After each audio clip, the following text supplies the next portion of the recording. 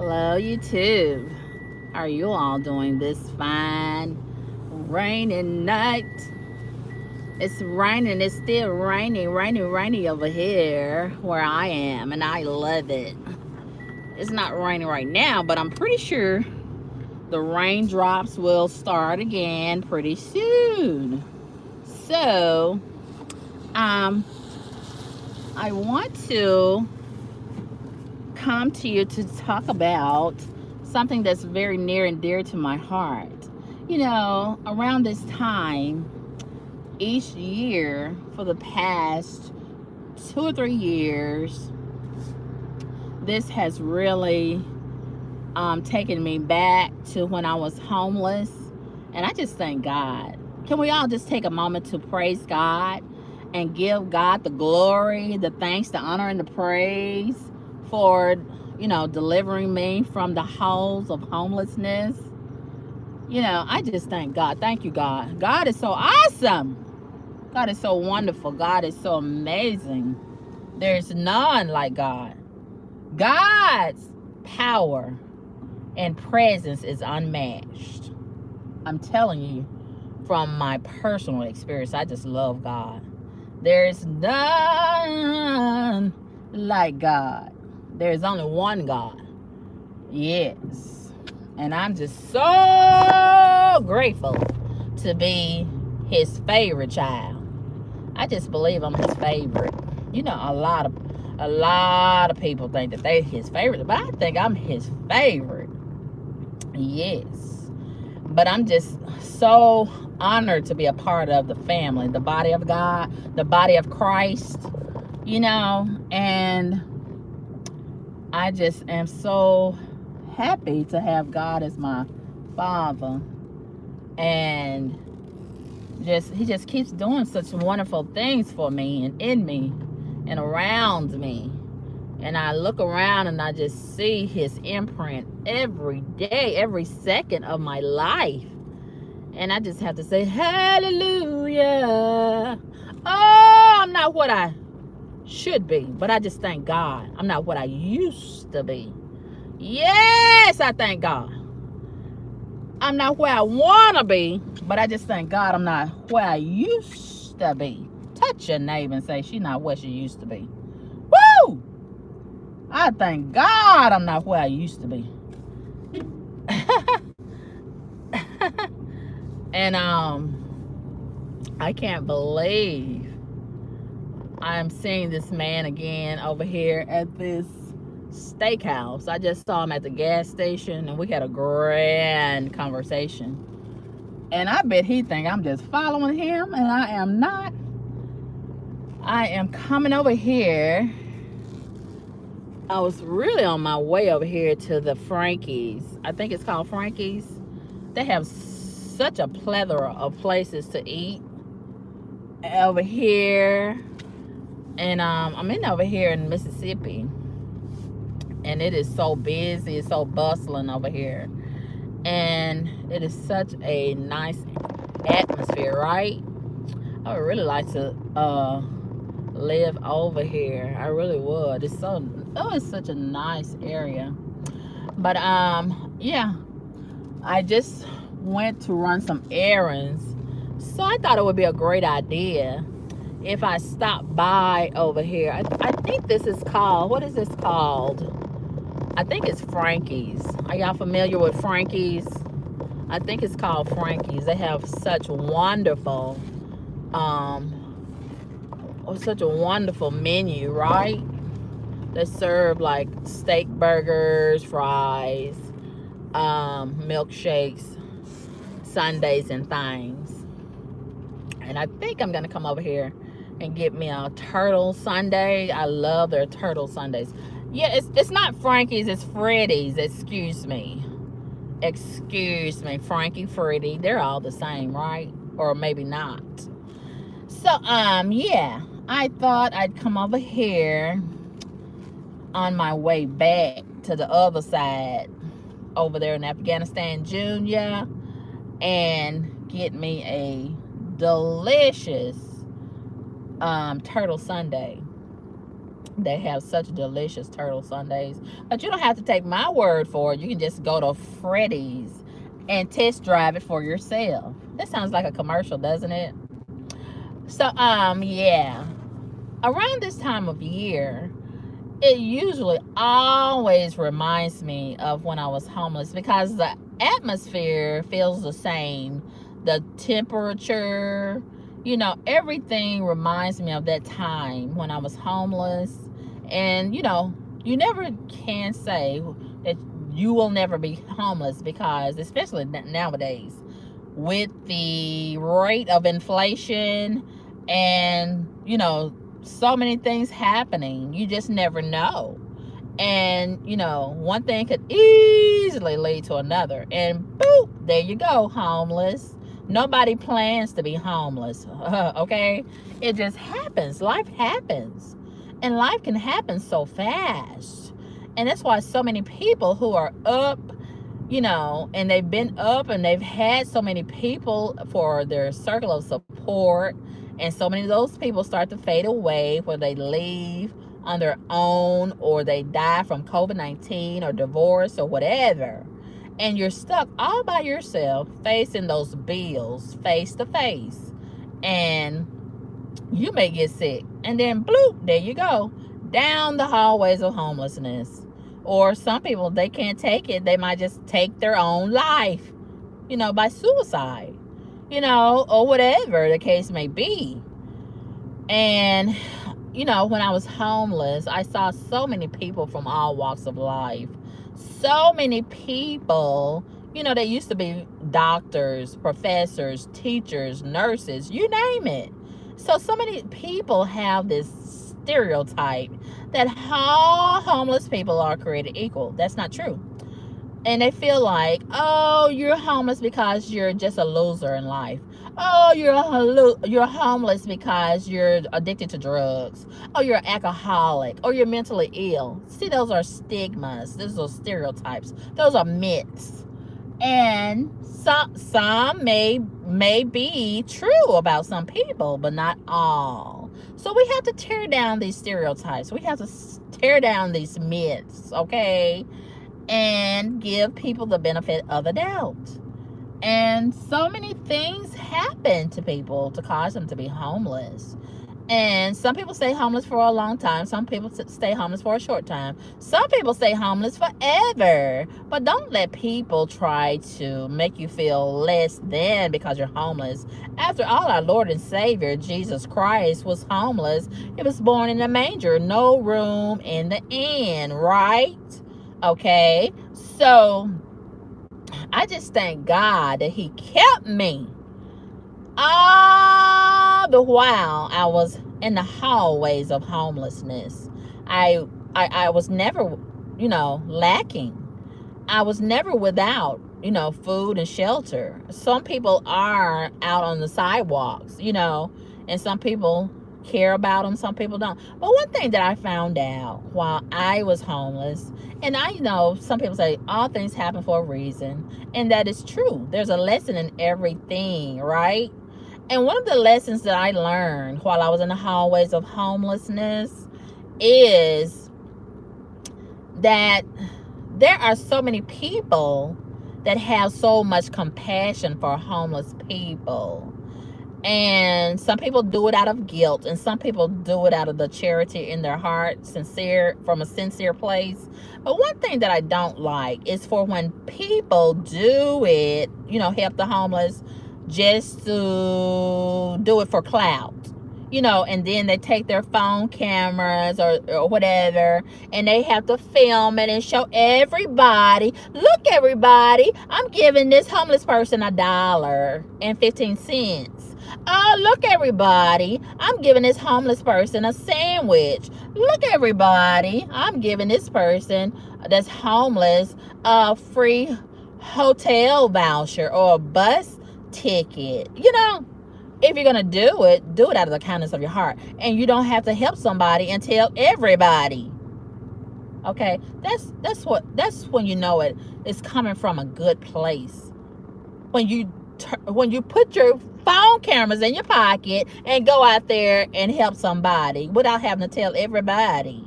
Okay, and that's one thing that I did not like. Okay, even though I was homeless, I still matter.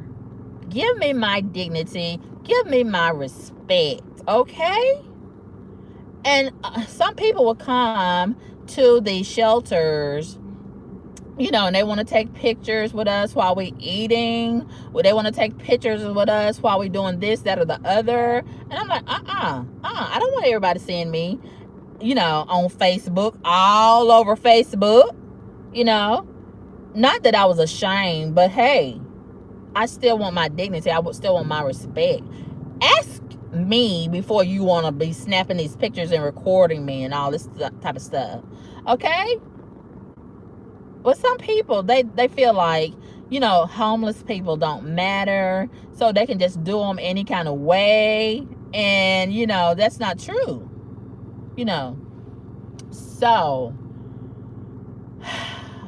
another thing that I found out while I was homeless is a lot of homeless people have way more compassion and consideration and a whole lot of more joy than the average working person. Yeah. A lot of these working people who have these big mansions and all these 5-car garages and all this money in the bank and these credit cards, and they splurging, shopping, chasing the bag, they don't have no joy. They don't have no peace. They don't have a lot of heart like a lot of homeless people. And they're so mean-spirited, they're so hateful, they're so stingy and selfish, and it's all about me, me, me. I. But these are the same people who say that they're Christians and Catholic and Muslim and Buddhist and the like and things. And I'm like, where's the God in all of this materialism? You know, you chasing the bag, but what about chasing that Bible? Huh? What about having a little compassion for your fellow man? And it's me today, it could be easily be you tomorrow. Oh yeah. Life comes at you fast, just like that. And I'm pretty sure a lot of homeless people, they never thought that it would happen to them, but it happened to them. And then when it happens to you, you have to be equipped with the strength that's required to withstand that, you know. And I just thank God every day. I was just full of joy, because the joy of the Lord is my strength, right? And, you know, it's all about perspective. And I just really am so thankful that every day, and I'm talking about every day, I had a good meal while I was homeless. Yes. Can I brag about it a minute? Hold on. I'm going to order my sundae first, and then I'm going to brag about it. Thank you for your chicken footies. What can I get for you? Yes, I would like the small signature turtle, please. You said a mini signature turtle. Did you want that as a sundae? Yes. You said anything else for tonight, ma'am? You say a mini. Yes. Is there a small or a mini? That's the same thing. Our small is mini. We have the mini, regular, and the large. Say that again, please. We have the mini, regular, and large. Our small is our mini. Okay, let me have that, please. Okay, anything else for you tonight? That'll be all. All right, 468. Thank you. We'll see you at the window. Thank you. You're more than welcome. So, yeah. Every day. Oh my goodness. I was eating good. I just thank God. I never missed a meal. I was fat going into homelessness. I was fat all the while I was homeless. And even after, I'm still fat. So that lets you know that I've been eating good, right? Child, let me brag about it a minute. Honey, every day they was giving us such good food. Breakfast, lunch, in between snack, and then we came back for a beautiful dinner. And then we had snacks after dinner. Beautiful desserts, a whole table full of desserts. Beautiful cakes, pies, cookies, ice cream, you name it. Honey, it wasn't no such thing as being hungry. And it almost made me feel like, are they poisoning us? Are they slipping something in the food? Because they kept on saying, you want some more? You want some more? And I'm like, why are they trying to make us eat so much? Child, you didn't never have to worry about being hungry. You know, some people be hungry. Some people be hangry. Some people be hungry. It's a difference. See, when you hungry, you know, you're not really that hungry, but you can eat. But when you angry and you want something to eat. But when you hungry, you're like a dog. You just you can eat up everything. And you know, I just thank God that we had plenty of food. Yes. And it was not just regular food. It was delicious food. Yes. Honey, child, are y'all familiar with Gus's chicken? Child, we would have Gus's chicken. Yes. With all the sides and things. And we had plenty. I think that's why I developed my love for Arnold Palmer. You know, the half lemonade and half tea. Child, that's my favorite beverage to drink. Woo! I know I want some right now. Even though I be peeing, because that lemonade and that tea is like a diuretic. Oh, it makes me just pee. But I'm almost ready to say that it's worth it. Woo! It's so delicious and things. So yeah. So we had plenty of food all the time.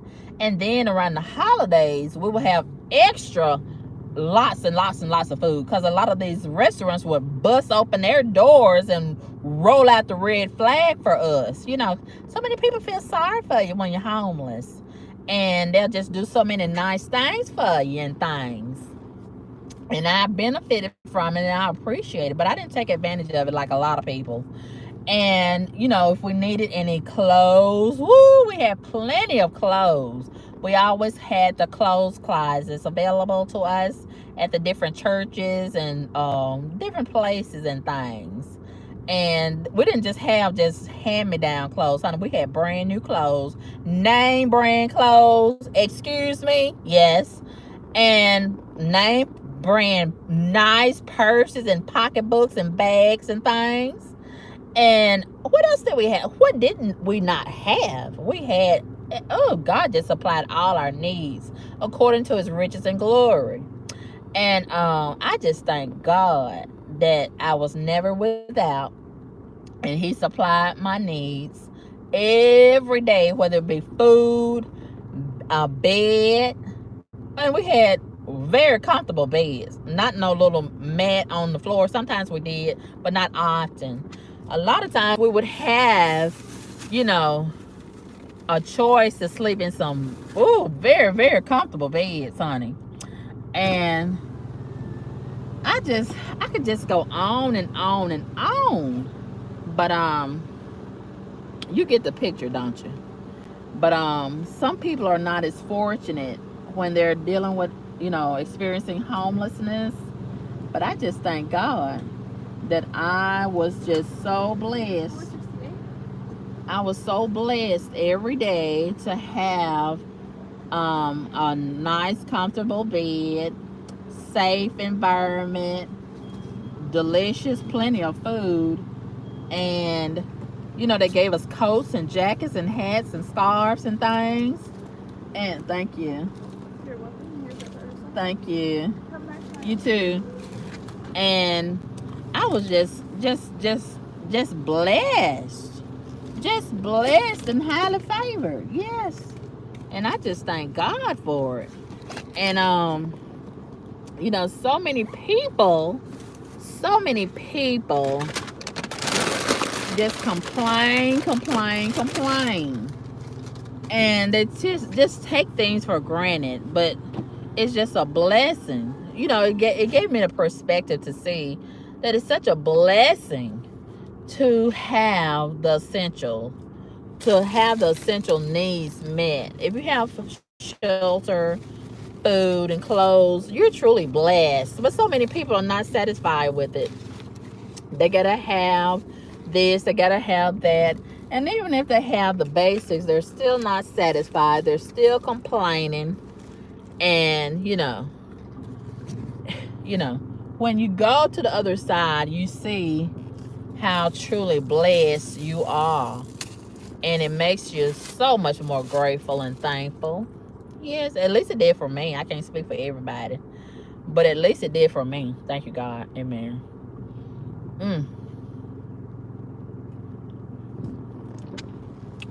Child, this Sunday is so delicious. I'm getting the what is this? The turtle sundae.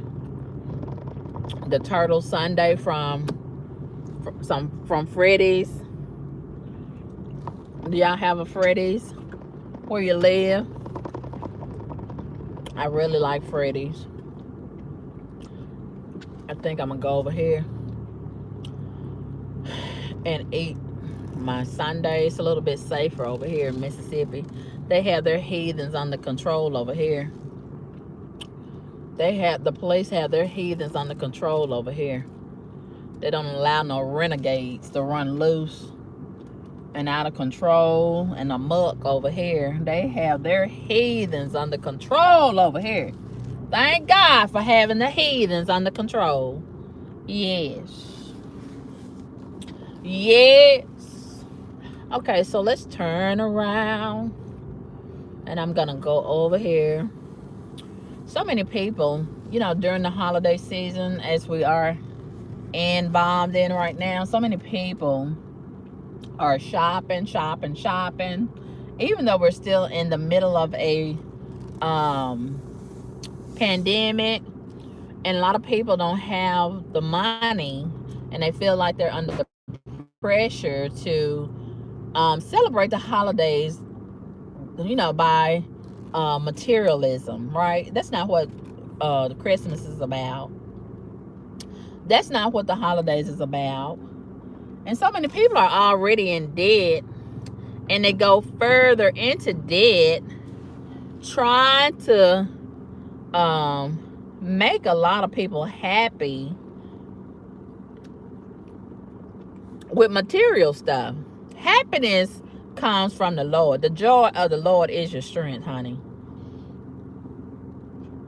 And you notice how so many people, they keep buying all this stuff. They're trying to buy their way into happiness, and they're still not happy. They're still not fulfilled. You know why? Because they're searching in the wrong places for happiness. I'm talking about real happiness, real joy, real peace. You can't find it at Walmart. You can't find it at Home Depot. You can't find it at Texas Roadhouse. You can't find it at Target and Wendy's and Popeyes and things. In the mall in Dubai and Miami and things.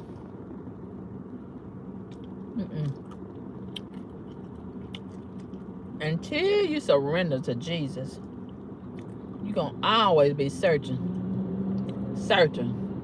buying, shopping, unsatisfied, unfulfilled.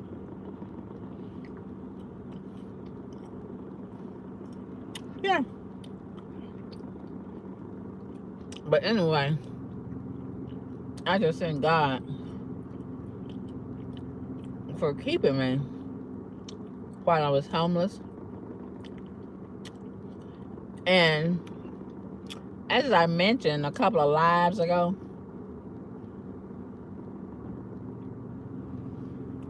look at this heathen creeping up on me and behind. Do y'all see the heathen? Do y'all see the heathen creeping up in behind me?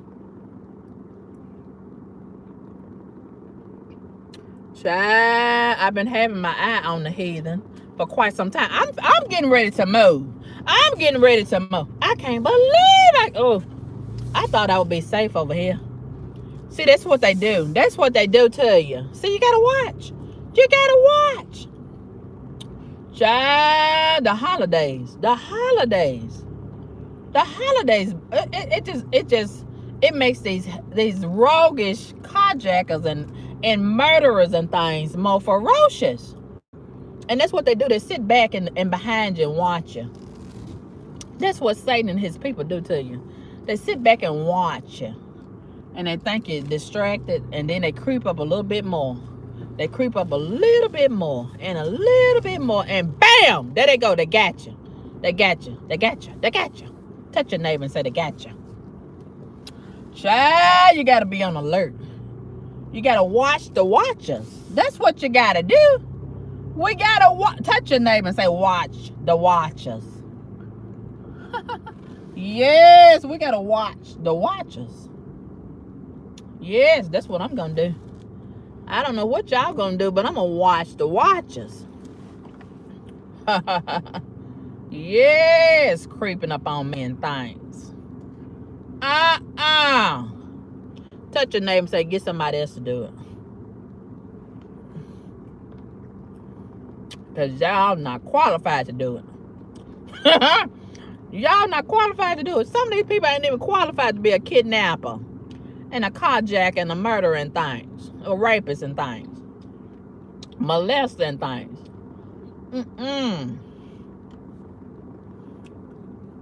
Get somebody else to do it.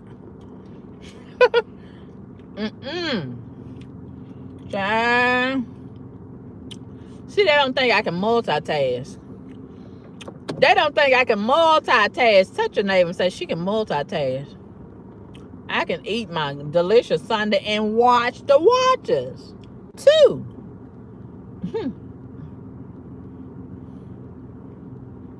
Yeah.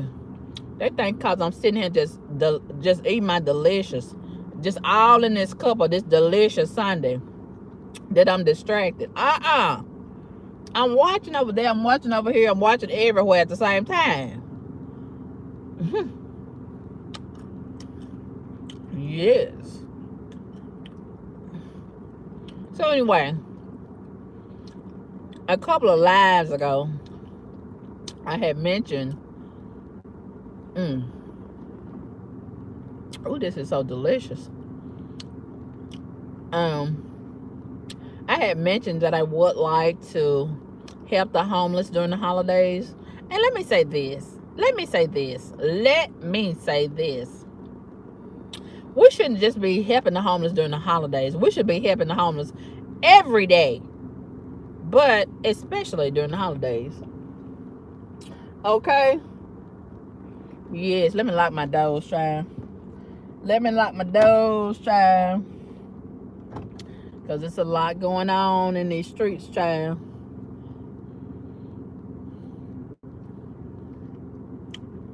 So, I have selected a particular homeless place that I would like to give for the holiday season.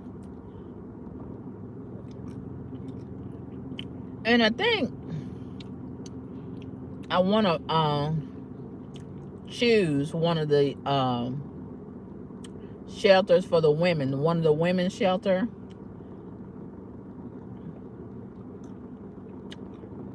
That's what I'm thinking.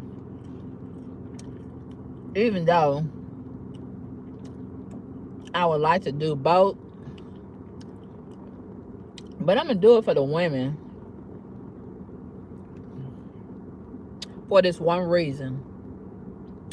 Touch your neighbor and say, it's a reason. There is a reason why I'm gonna choose the women. Now, ordinarily, I would say, no, the women, they already getting a lot of help. Out here in these streets in society as it is, they already spoiled, right? They're getting food stamps, they're getting Section 8, they're getting money from these men, they hustling these men, and they get money everywhere. But from the perspective of homelessness, from my own personal experience in this particular city, I can't speak for other cities, but from this experience in this particular city, it was very, very limited the help that women, single women, would get. And I was so surprised. I was so perplexed about that, right? And I'm like, how can they have more help for men and single mothers than they have for single women? And I thought that was so unfair. You know, and then when I think about how a lot of these single mothers with children, they use a lot of these babies as a pawn, and they have learned the system because they've been in the system so long and used it to their advantage. And they know a lot of people in society, in these churches and different organizations, they're gonna feel sorry for the single mama and help the single mama with them children before they help anybody else. They come first, and that's not right. In my opinion, a need is a need. And then a lot of these single mamas who Steve and Marjorie Harvey, and I like Steve and Marjorie Harvey, but they are in error when they caping for the single mother and calling the single mother a superhero. Never mind the fact that most of them have been fornicating and violating the commandments of the Lord. And so many of them have gotten these kids by having sex with married men, letting the married men pull their panties to the side. That's not a superhero. That's a whore. But I digress. So, I said, not a lot of people stand up for the single, homeless women. So I will.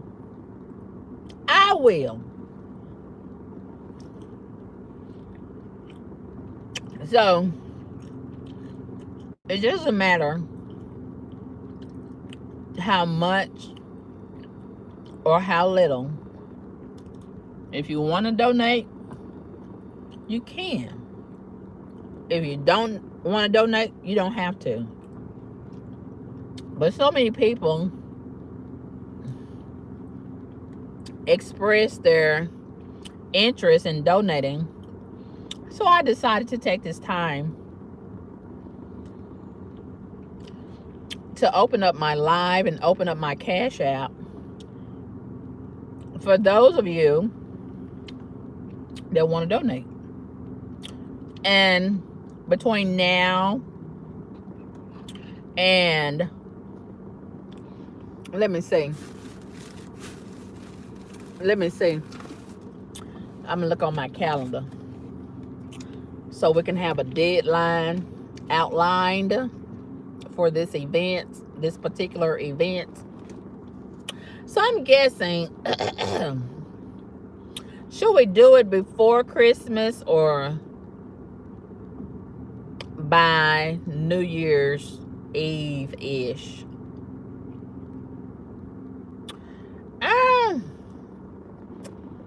I'm thinking December 30th. That's the day before New Year's Eve. So we could culminate between the holidays and right there at the brink of the new year. So we could get it all together, mixed in together. So that'll give a lot of people a chance to get their coins together, right? Before Christmas and after Christmas, okay? So if you would like to donate, I think that's a good idea. We're gonna get all the money together. I would get a post office box, but every time y'all ask me to get a post office box, you never send me nothing. So I keep on getting these post office boxes for nothing, and I don't want to do that. But I would say we could get a post office box, and if y'all want to send some hats and gloves and jackets and things, y'all could send it there, and I could take it to the place. But I don't trust y'all to do that because, like I said, based on your track record in the past, should I hold y'all past against y'all like some people do me? I don't think I will. So y'all let me know. If you want me to get a post office box so y'all can send some sweaters and coats and gloves and hats and things, y'all let me know. Okay? I don't want to get a post office box again for nothing. Ooh, this is so good. And things. CarmenCaBoom, don't you make this no rated X situation. Y'all know I can do it now. But I'm not going to do it.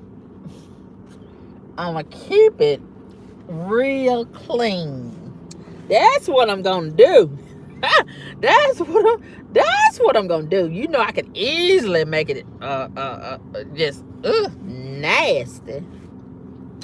But I'm not going to do that. I'm not going to do that. I'm going to keep it clean and classy. That's what I'm going to do. But I'm telling you, I could make it nasty. Up in here. But I'm not going to do that. I'm not going to do that. I'm not going to be a nasty girl. Because I'm a child of God. I'm a child of God. I've been redeemed. I've been cleaned up. I've been set free from being a nasty girl. You know, I used to be a nasty girl. But God cleaned me up. Touch your neighbor and say she cleaned up. She cleaned up. But some people want me to stay nasty. Oh! Some people want me to stay nasty. But I'm not going to give them what they want. I surrender to the will of the Lord. Yes, not the will of these heathens, these nasty heathens. But anyway, let's get back on our subject. So, yeah, between now and December 30th, that's the day that I have earmarked to surrender the donations to the shelter. I think that's a good time frame, don't y'all? So that's what we're gonna do. It's decided.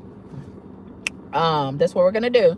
So if you want to donate through CashApp, or if you want me to get a post office box, so whereas we can collect the gloves, sweaters, scarf, hats, jackets, and things, y'all let me know. And we can make it happen. Okay? Otherwise, we'll just stick to the cash apps and take the money to the shelter and let the people buy what they want to buy by themselves. Okay? So I just thank God. For blessing me while I was homeless, and blessing me after I was homeless, and blessing me beyond. God is not through with me yet. Touch your neighbor and say, God is not through with her yet. Yes. I just thank God for being God, just God in me. You understand? And just blessing me and over and over and over again, and showing me all this favor over my life. Yes. And you know, I remember when I was homeless, you know, there are so many people that look down on me, you know, for being homeless. And guess what? Those same people face the same set of circumstances. And some of them didn't make a comeback. Some of them didn't make it back from being homeless. So you got to be careful, careful, careful. Touch your neighbor and say you got to be careful. You got to be careful about laughing and mocking people while they down.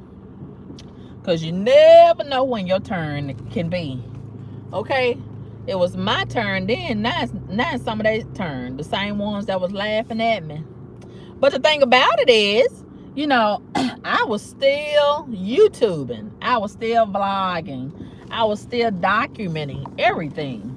You know, I wasn't ashamed. Some people be ashamed. You know, some people come on social media and only show you the good parts of their life.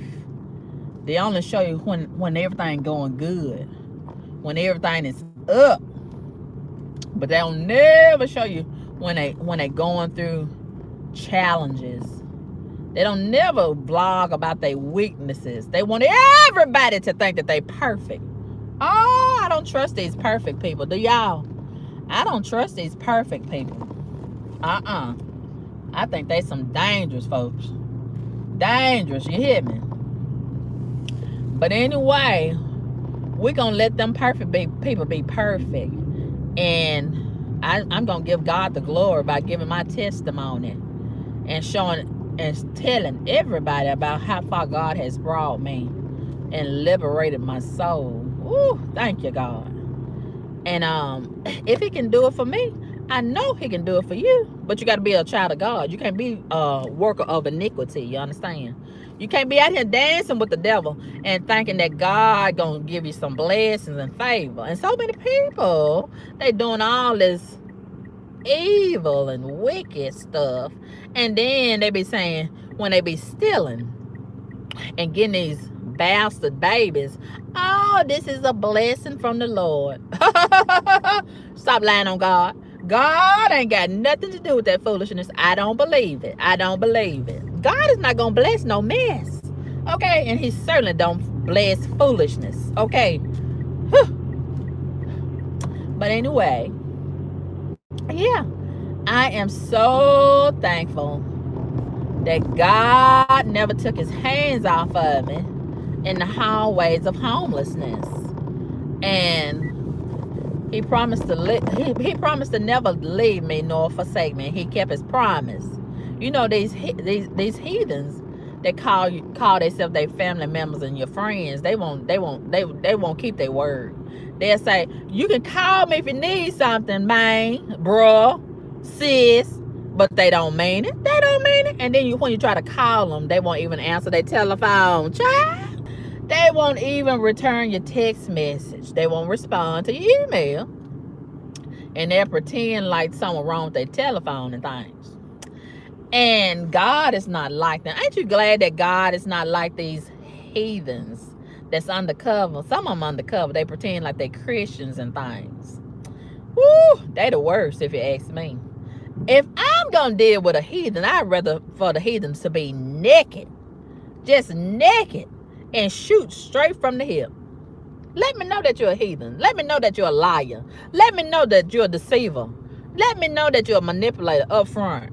Don't hide it. Don't cover it up. Don't put no makeup on it. Don't put no mask on it. Just be naked. Just be naked with it. Okay. And I don't like when, you know, the thing about it, a lot of people don't have the same heart that we have. When we have a compassionate heart and we look out for other people are not going to look out for you a lot of times. People are not raised like they used to be raised, right? And we're dealing with subhumans nowadays. We're not dealing with full-blooded humans no more. A lot of these people are hybrids. A lot of them are clones. A lot of them are demons in costume. You understand? And they pretend very well. They deserve an Oscar award, an Emmy award, a Lifetime Achievement award. Yes. But I just thank God when I was homeless that God supply my every need. And one day I'm gonna tell y'all I got so many stories to tell. When I was homeless and I faced so many challenges, but the good outweighs the bad. And I remember one particular, are y'all ready for story time? Are y'all ready for story time? I got story time coming right now. Okay, so I remember, I remember this one particular, it was so many people that I met in the homeless shelter. And some of them stayed for a while. Some of them used to come and leave and come back and leave and come back and leave and come back. And then some of them came and got killed. A lot. It was so many people with so many different set of circumstances, right? So, hello, Jay Edwards. So, this one particular homeless person that was at the shelter, it was a tranny, you know, a transvestite, a transgender, and it was a man dressed up like a woman. We had about 2 or 3 of them that I know about. It probably more than that, but I just remember 2 or 3 of them. And in my mind, I was thinking, well, what, that, you know, the LGBT community, they always caping for each other. Why don't they provide shelter for their people? You know, I'm pretty sure it's a lot of grants out there that'll help them, but for whatever reason, they ended up at the shelter. And the thing that I didn't like about it, how you gonna be a bully and a homeless person too? That don't go together. Child, we had some bullies in the homeless shelter. Yes, they all over the place. They all over YouTube. They on Facebook. They at the homeless shelter. They at the schoolhouse. They on the jobs. They everywhere. Some of them up in the church. Yes, bullies. Full-blooded, big, wide back, big stomach bullies. Yes. And see, so many people, let me tell you, when a lot of people think about bullies, they think about it's limited to children. No. It's not restricted to children. Now, they childish, but they grown people that was probably bullies when they was little children, when they was little bitty children. But the bullies, the one thing about a bully, they don't never grow out of being a bully unless they get their back blowed out and their head busted. You know, you gotta bust, not that I'm advocating violence, but you gotta bust the teeth out of a bully. That's what you gotta do. You gotta break them down. You gotta break them up from being a bully. Okay, that's the only way. Otherwise, they gonna grow up continuously being a bully. And I just don't believe in it. I don't believe letting a bully continue getting older and bigger and emboldened and empowered. No. You got to stop them early. You got to break them up out of that early and give them some incentives not to be a bully. And I believe strongly in bullying the bully, trolling the troll. Yes, that's how you break them up. That's how you break them down. That's how you retire the bully and the troll. You got to troll the troll and bully the bully. Yes, I'm a big advocate for that. So, yeah, the tranny was a bully. And the tranny, one thing about these demons, they can't stand me because I'm a child of God. And I carry that light in me, you see. And it blinds them and makes them so uncomfortable. And I'm so upset. And immediately, when that tranny came up in that homeless shelter, that tranny, it zeroed in on me. He couldn't stand me. And I couldn't stand him walking around and twisting around, looking like Aunt Esther's little sister. You know, you remember Aunt Esther from Fred Sanford? Yes, looking like Esther's little baby sister. And if you're going to be a tranny, you got the right to be a tranny, but at least be an attractive tranny. Otherwise, that you already insulting me as a bona fide biological woman by trying to imitate me. And you going to be an ugly imitation of me? That don't go together. That's an insult, double whammy. So, A lot of them was scared of them. But I wasn't scared of them because God didn't give me the spirit of fear. He gave me the spirit of power, love, and a sound mind. So I ain't never met a walking stick that I'm scared of, right? And oh, that pissed him off because I wasn't scared of him. And he saw that I wasn't scared of him. And he couldn't shake me like he had them other people shook up in the homeless shelter, including the people that operate the homeless shelter. How you gonna be an operator of the homeless shelter and you scared of the people that's homeless? That don't even go together. But see, the power of the demons, that's how they do.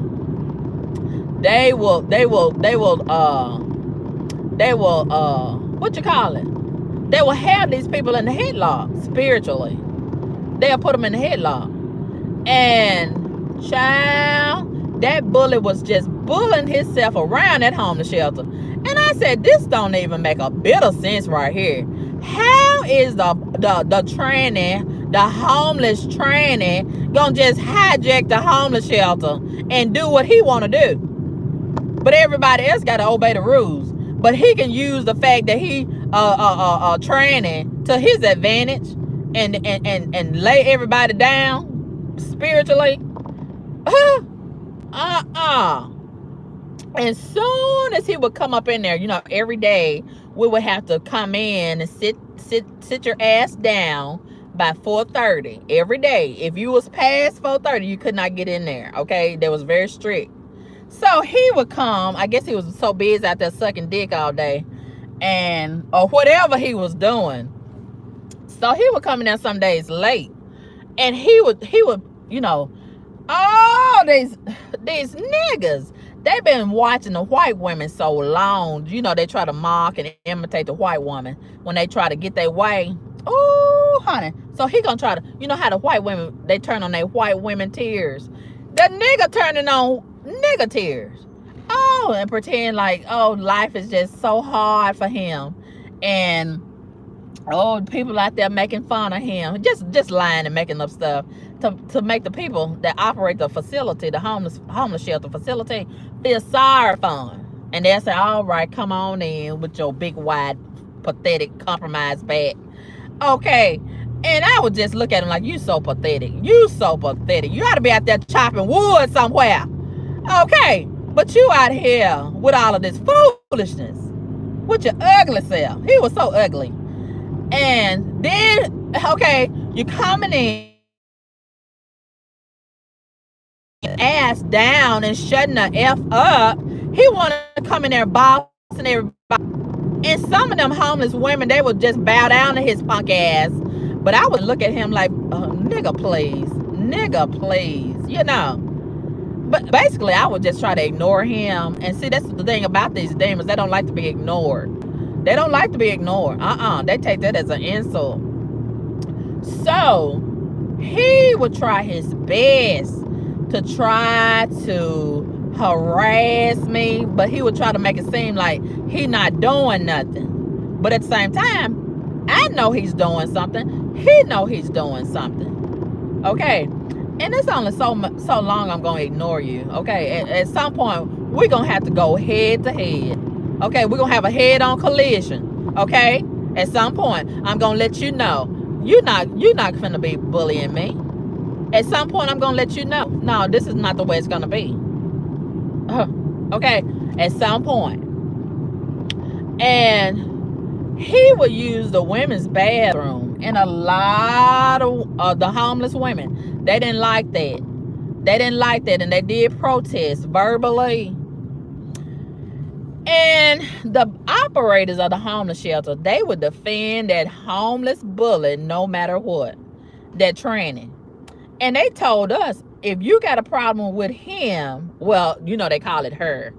If you got a problem with, the tranny, they wouldn't call it the tranny. I'm calling it the tranny.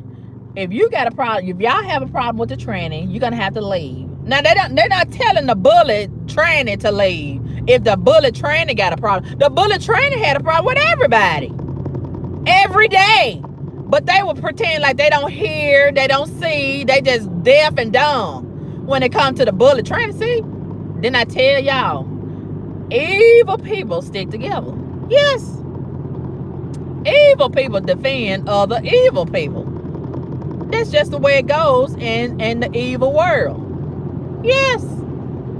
And I couldn't believe it. And that bully training that's homeless was sitting its little homeless bully tail right there in the middle of everybody and be so loud, talking trash about certain people and threatening certain people. And that's supposed to be against the rules. But the homeless trained bully, he could get away with everything. Do y'all ever see that? Don't y'all see that on the YouTube? How these bully trolls get away with violating the rules and the community guidelines every day. Yeah, every day, every day. Yeah, the rules don't apply to them, and they feel so entitled. They got a takeover spirit. Yes, yes. And that's why they have a meltdown when things don't go their way. They have a whole tantrum with a big, overgrown troll train. Just compromise. With a compromise self. They have a whole meltdown when they can't get their way. Woo! Child, I gotta play y'all the tape of that troll that's been making all them videos about me and lying about me and carrying on and having a whole meltdown since August. I gotta play y'all the tape when he was having that meltdown and sounding like he's a midget. I think he's a midget. I think he's a midget and he shit fucks. I think he's a compromised midget and a demon also. Yes. And I gotta play the tape, the sound bite when he was having a meltdown at first. We had an agreement. We had an agreement. We had an agreement. I said to myself, this nigga is crazy. He talking like we done sign a contract. And I got the right not the FUCK with you if I don't want to. I got the right to withdraw. I reserve the right to change my mind. Okay. Okay. The nigga talking like we joined at the hip. Man, bad. Yeah. And he been having a meltdown. A whole mental meltdown since August. 5 whole months. Yes. And he gonna really have a meltdown when that YouTube channel get snatched and taken down from him. He ain't got nothing else going for himself but that little YouTube channel. And it's just a matter of time. Touch your neighbor and say it's just a matter of time. Yes, I could have been done got it taken down, but I'm leaving it up for a reason, legally. But anyway, back to the training. Homeless training at the shelter, child. I wonder where he is now. I just wonder where that homeless trainer is now. Have he got a home? Is he still out there in the streets, working the streets? I don't know. Have he got AIDS by now and died from COVID-19? Or I don't know. I don't know. But you know one thing? I can't believe a lot of these bullies live as long as they do nowadays. Child, I thought somebody be done took them up out of here. Yeah, you got a lot of people still trying to be a bully in 2022. Can you believe it? I can't believe it. But anyway, yeah, one particular day or night, I should say, you know, every time we would go to different churches every night. Different churches would sponsor us and they would come to the main facility to pick us up, and they give us transportation to the different churches and back. And sometimes somebody would pick us up in their personal cars and bring us back in their personal cars. And, you know, we develop all kind of, you know, personal relationships or professional relationships with the different people. It just depends on if we develop camaraderie or rapport with each other, right? And child, I remember one particular night, I think we was at a church, and the tranny bully had went up in the bathroom, and I don't blame the other women. I didn't want to go in the same bathroom with him either. He's still a man. He's still a man. And then if he get into a fight with us, just like we saw recently with the what's her name, Shanquella Robinson, that got murdered by the fake ass friends on video. Okay, a lot of people saying that that's a tranny that was fighting her. I don't know why so many people trying to cover that up. And so many people have said it. And some people said allegedly law enforcement has said it. I don't know why. See, I know why they trying to downplay it. I know why they don't want it to be revealed 100%, because they don't want to show the violent side of the LGBTQ folks. They want everybody to think they so nice and they so peaceful.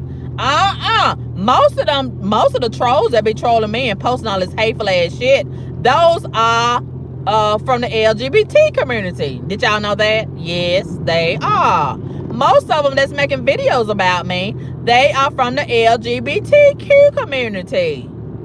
Yes, and I will tell on them. A lot of y'all try to hide them out and accommodate them, and y'all don't want to say that's what it is. They are some of them people are some of the most hateful ass motherfuckers.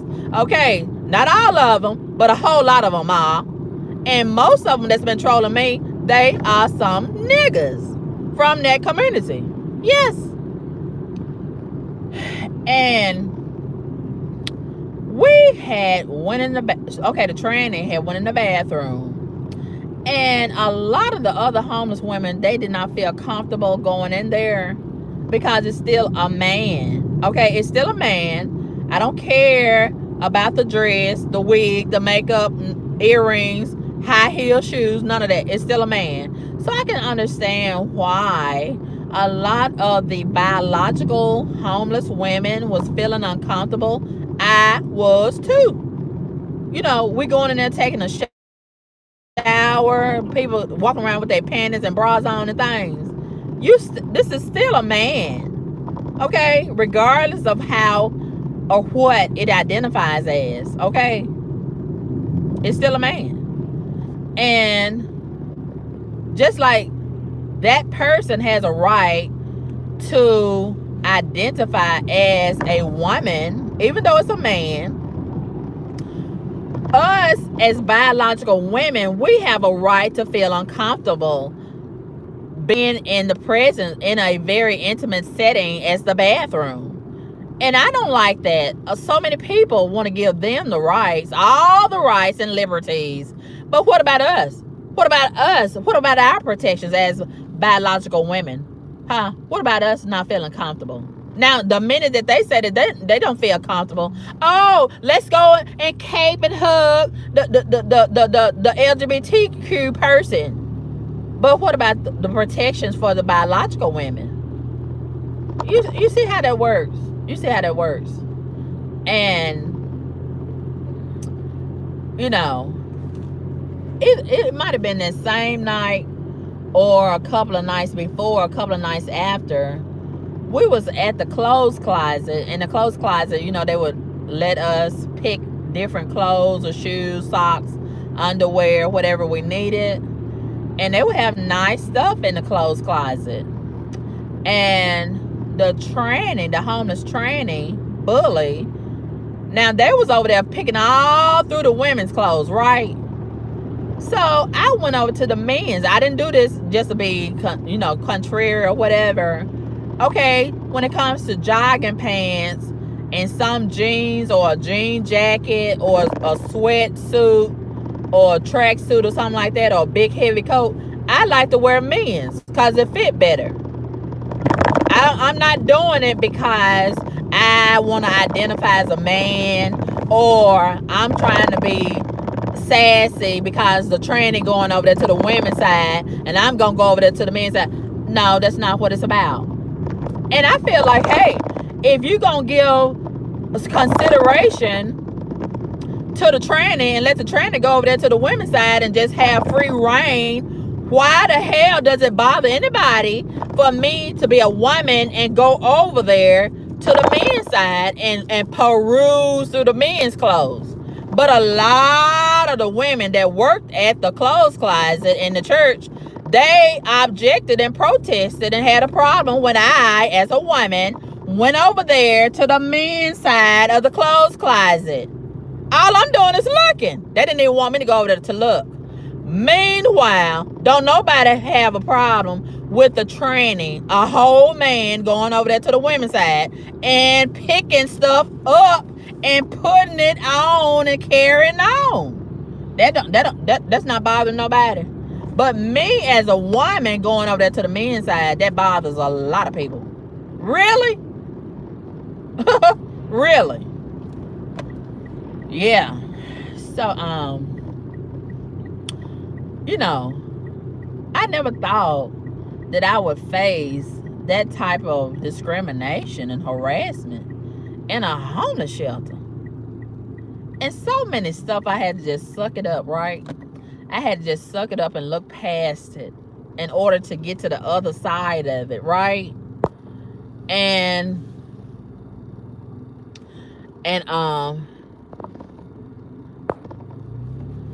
Gloria, you are blocked. Everybody say bye-bye to Gloria. Gloria is probably some trash that I've already blocked. And Gloria is saying, what about the people that I have bullied? Bitch, if I have bullied your garbage ass, you probably deserved it, bitch. Okay, I bullied the bully. Okay, so if I bullied your garbage ass, more than likely you deserved it, bitch. Because you came to my page bullying me first. Let's get it clear. Let's be clear about it, okay? But you don't have to worry about that no more because I done blocked your garbage ass, okay? So don't worry about it, Gloria. Take your garbage ass back to your page. Or take your garbage ass to your tribe, okay? Okay, Gloria. Why you worried about me, Gloria? I don't even know you, first of all. Number two, I don't even fuck with you or your kind, Gloria. So why you worried about somebody that's not worried about you? Why you worried about somebody that don't give a fuck about you, Gloria? Why you worried about somebody that don't fuck with you, Gloria, or your kind or your community? Okay. Okay, Gloria. Why won't you stay an unwanted garbage bitch? Okay. Why do you keep coming over here? If you keep coming somewhere to where you feel like you're being bullied, you either retarded or you a stupid motherfucker. Okay, let me sing your song. If that's the case, this song is dedicated to Gloria. You stupid motherfucker. Yeah. You stupid motherfucker. Yeah. Stupid motherfucker. Yeah. You stupid motherfucker. There's 4 stupid motherfuckers. And then you go into this part of it. You stupid motherfucker. You make me sick. Stupid motherfucker. Stay right my YouTube clip. You're just stupid. You're just stupid. You're just stupid. Stupid, stupid. Gloria! You stupid motherfucker. Yeah. Hey! Gloria is a stupid motherfucker. Yeah. Gloria is a stupid motherfucker. Yeah.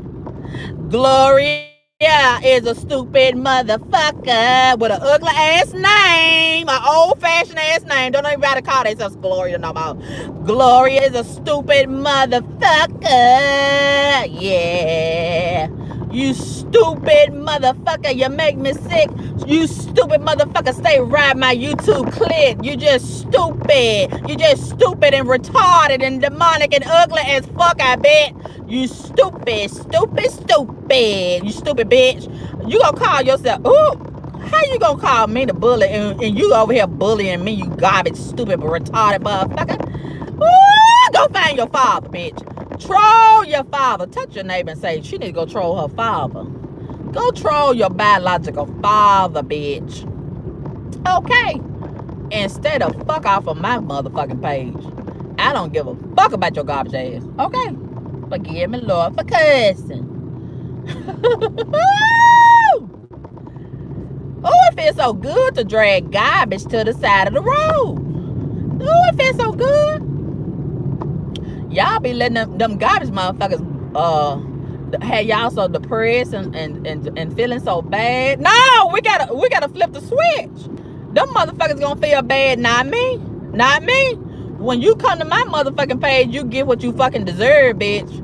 Yeah, I'm gonna have you feeling real bad about yourself. And you're gonna have some sleepless nights, and you're gonna be crying on your motherfucking garbage ass pillow. Okay? You come over here to my territory with the bullshit. Guess what? I'm gonna give you a big plate of bullshit back. Yes. That's how that go. I don't feel sorry for you garbage motherfuckers when you come over here with the bullshit. I'm gonna give you the bullshit back. And guess what? I'm gonna give you a double portion. I'm gonna give you a double portion. Double. Touch your neighbor and say a double portion. A double. Yes. I'm gonna give you a double portion of bullshit. Yes. I'm not gonna have no compassion for you. I ain't gonna show you no mercy. No grace. And guess what? I stay on go. See, y'all, let me tell you the mistake y'all be making. Y'all be making a big mistake by thinking, oh, she a Christian. She be talking about walking with the Lord and all of this and all that. And then y'all think a Christian is so meek and defenseless. And I'm a strong child of God. Okay. And I ain't forget how to buzz a heathen's head. Okay, I ain't forget. I ain't forget how to drag a garbage bitch. Okay, and go back in the house of the Lord and repent. Okay, that's how that's gonna go. Yes, I will fight you, motherfuckers. Yes, and turn around and repent. Yes. So anyway, back to our story time. So yeah, there was so many. It was so many incidents that I can remember when I was homeless. And this one particular incident involved this black girl. She was in her, I guess, early 30s. Angela. Ooh, at first, you know, some people, let me tell you something. Just like these people on YouTube, these trolls, they act like they normal, but they are not normal. Child, at first, I thought I was talking to somebody normal, had good sense. When I met Angela at the homeless shelter, she was talking like she had good sense. But it didn't take long. Touch your neighbor and say it don't take long to figure out when they're not normal. Child, it didn't take long to find out that Angela was fucked up in the head. Forgive me, Lord, for cussing. Child, Angela had some problems. And then she had this dude. He was making a fool out of her, using her. And that don't even go together. I seen a lot of that. All these homeless folks hooking up. And it's a bunch of them homeless dudes was trying to hook up with me. I said, find somebody else to do it. Child. Look, I'm homeless, you homeless. I'm not even feeling horny. But do you know a lot of them homeless people was horny all the time? I don't know if it was something in their medication or what. Child, that was the last thing on my mind. Some ding-a-ling. Oh, that was the last thing. I'm trying to get out of here. So many of them were so comfortable in the hallways of homelessness. What's on my mind? Not ding-a-ling. I don't have no ding-a-ling on my mind. I'm trying to escape. I want to get out of here and get me a job. I want to get me my own house. I want to cook in my own kitchen. All of that. And so many of them, they look like they didn't want the same things that I wanted. They didn't have the same goals, dreams, and aspirations. Child, if you want to be content and comfortable with being homeless, well, you got a right to do that. But guess what? I'm not gonna join you. A bunch of losers. Ooh, child. See, that's why I like Deion Sanders. He got a winning spirit. He been winning all his life. And it's only the losers that's got a problem with him moving on to Colorado. I want Dion to take me with him. Child, I want to be around winners. I don't want to be around no bunch of losers. I don't like it. It makes me uncomfortable. Being around a bunch of losers and they okay with being losers. Child, I'm scared that stuff will rub off on me. I don't want it to rub off on me. No, I want to keep going up, excelling, getting better. Child, they want to sit around, smoke dope, and look for drugs and alcohol and cigarettes and things. Baby, every day I had somewhere to go. I was a busy homeless person when I was homeless. I was so busy. Child, and then you got a lot of homeless folks. They want to pack all them bags and wag them bags and drag them bags all over the city. Man, I ain't got time for that. I got things to do. I got to set up me some interviews. I got to go check on some places for some housing. I got so much to do to try to get out of this situation. But a lot of people didn't have the same mindset as me. And they was okay with staying in that place of homelessness and being a victim. You know, I think that is an epidemic. Even amongst the people that's not homeless, it's a lot of people that love to be a victim. We got a bad spirit of victimhood in America. It's a lot of people love to be the victim. When you gonna be victorious? God didn't create me to be no victim. He created me to be a victorious, conquerors, powerful. Yes. And a lot of these, there go some heathens down here all over the city having crashes, even in the rain. Look at them down there. Do y'all see the blue lights down there? Do y'all see the blue lights? They always having a wreck down here. Always. They refuse to go somewhere and sit down. They don't be satisfied till they have a crash. They never satisfied till they have a crash. So let's see who done had a crash this time. Let's see. Well, somebody probably done got shot up.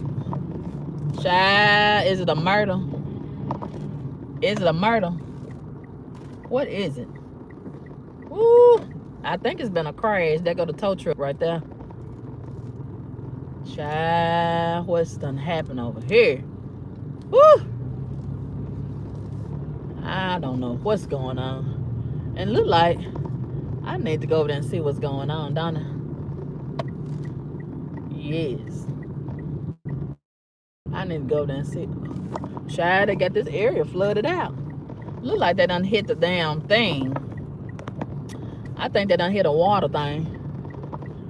Ooh, and the police down here trying to see where all the water going. Ooh, they done really messed up. See, the heathens, they won't go somewhere and sit down. And they got all this area right here flooded. Woo! See, that's when the police need to kick their ass with Kanye West boots. Okay? Got the police out here inconvenienced with the bullshit. Because they out here under the influence. They out here won't go home and sit down in the rain. Whew. Even in the rain, they won't go somewhere and sit down. They don't want to work jobs. But they can't sit down somewhere. Make it make sense.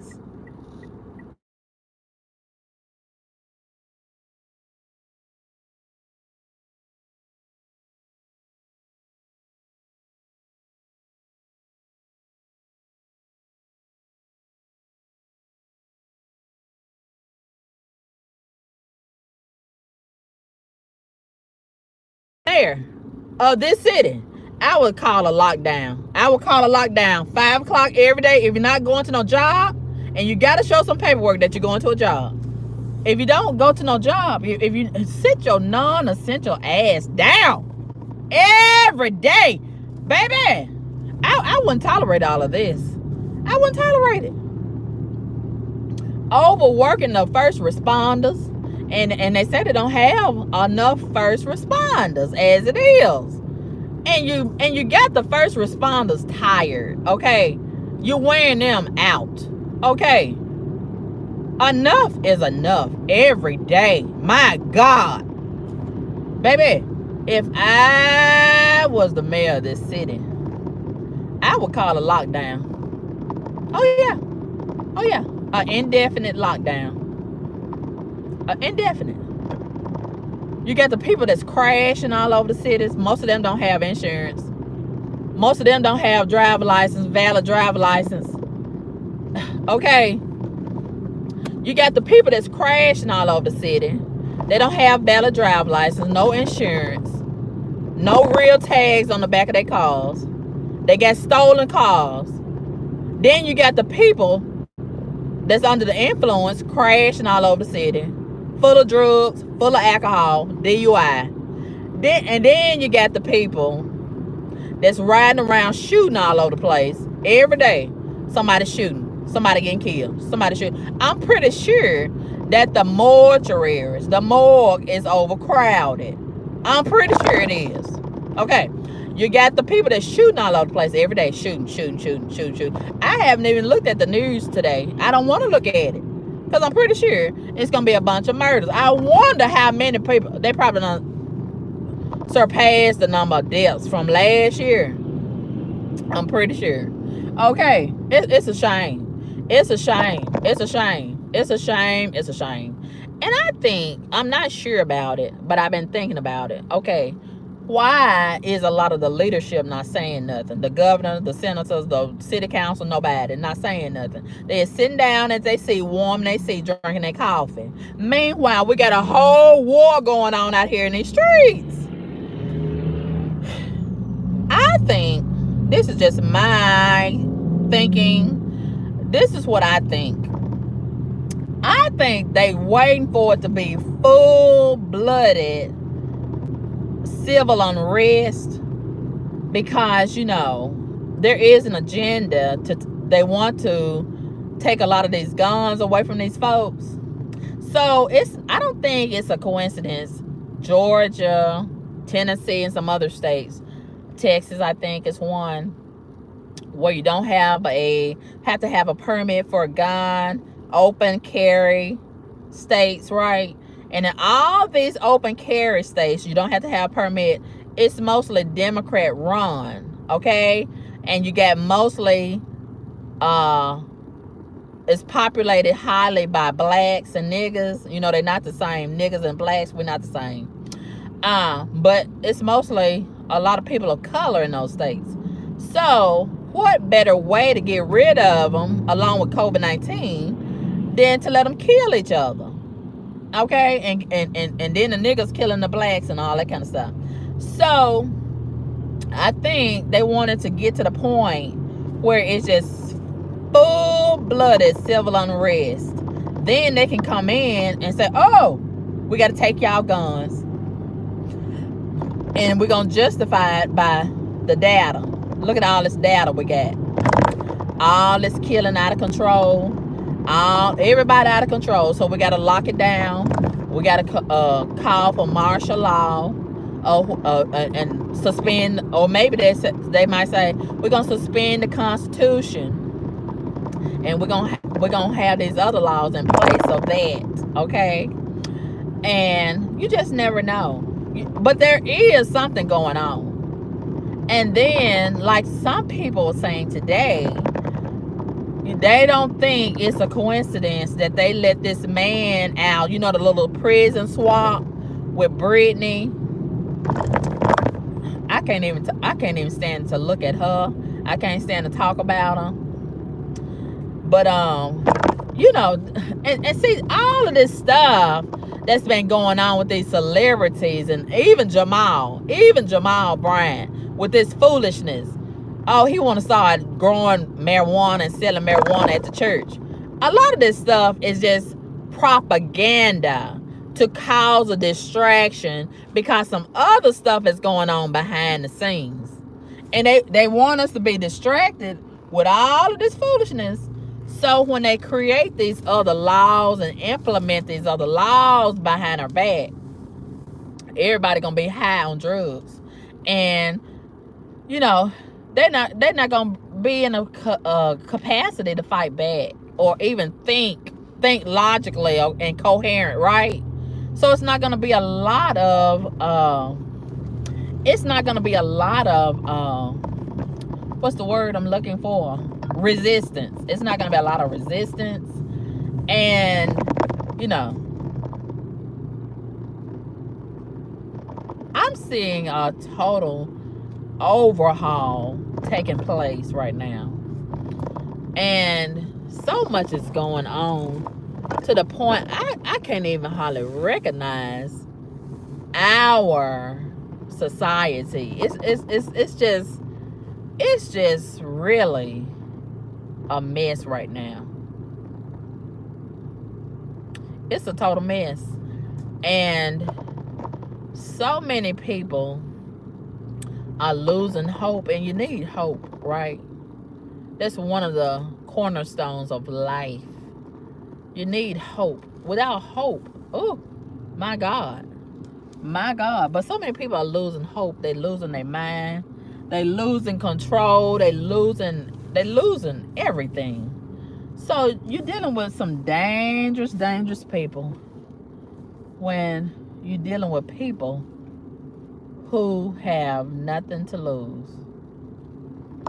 And a lot of these people, they pretend like they got it all together, but they do not. They do not.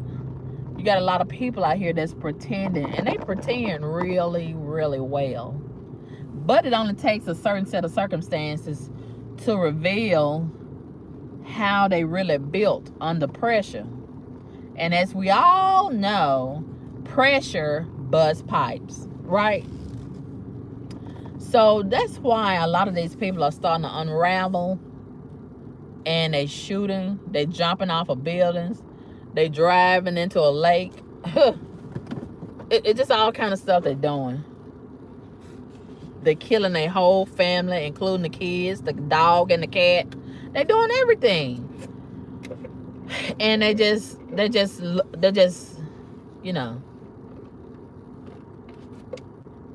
And a lot of these people, let me tell you, a lot of these people, they would rather be dead than to face homelessness. They would rather be dead than to face homelessness. A lot of people not built for it.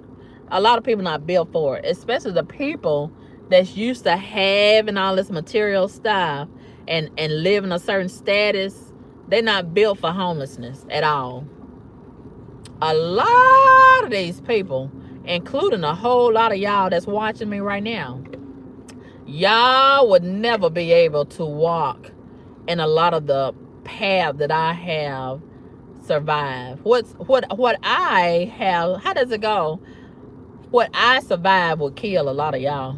It will kill you. It will kill you dead. And I'm not trying to say that because I feel like y'all are weak. Okay, some of y'all are. But I'm just saying, you would not be able to deal with it. Not even a little bit of it. And the way that we are headed, the way that we are going right now, in the path that we are headed as a society, if it continues this way, baby, a lot of y'all are gonna get familiar with being homeless. A lot of y'all. That's why I stress, don't be so quick to laugh at somebody that's less fortunate and going through homelessness, because you never know when this is gonna be your turn. And it could be your turn at any time. At any time. And instead of laughing at the people, you should be taking notes. You should be taking notes and trying to learn on how you could survive if it's your turn. Yeah. And a lot of people are already predicting that a lot of people's rent and mortgage is going to go up $200, $300, $400, $500 more next month. And, you know, you could have a lot of money. You could have a lot of support. You might even have a house that's paid for. but something else could break loose, you know. Or what if your support system becomes less than what it is? You know, what if one person becomes sick? What if one person dies? What if one person is hospitalized? You know, what anything can happen. And then there you are, faced with a whole lot of different things, and it's a domino effect, you know.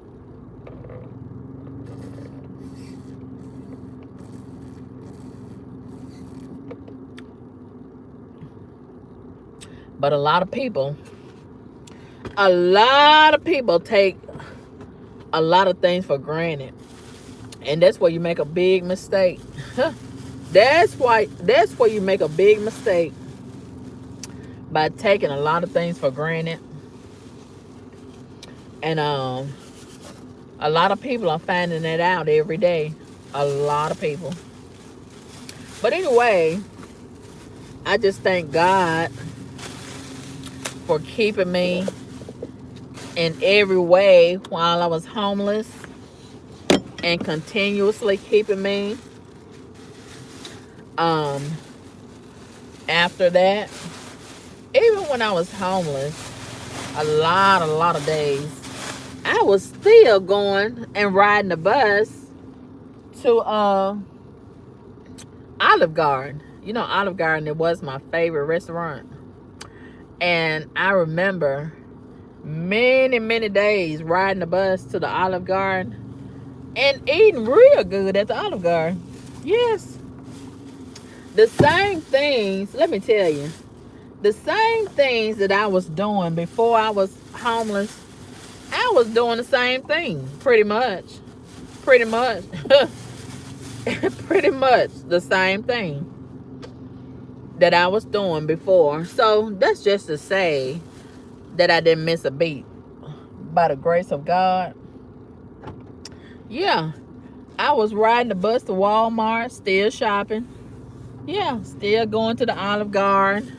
Still having myself a pretty decent time. And, you know, I'm so thankful for that time, because it gave me the moment to self-reflect and to gather myself and reevaluate a lot of things, and to experience a lot of different things and a lot of different people. Okay? And that was needed. That was needed. And let me tell you another thing. It gave me the opportunity to humble myself. And a lot of people, they need to be humble, right? In so many ways. And you could say, well, I'm already humble. Well, maybe you need to be humble some more. Yeah, maybe you need to be humble some more. Maybe it's some lessons that you need to learn. Yeah, maybe it's somebody that God wants you to meet, and it's a lesson in everything, right? Or maybe God got somebody that needs to meet you, you know. So it's a reason, as they say, for everything. And I am just so glad that God kept me during that situation, and he provided all my needs and protected me from all harm and danger, and never left me. Yes, I'm so glad and so grateful for that. And it really helps to have a personal relationship with God. Yeah, because so many people did not survive while they was out there. So many people died while they was out there.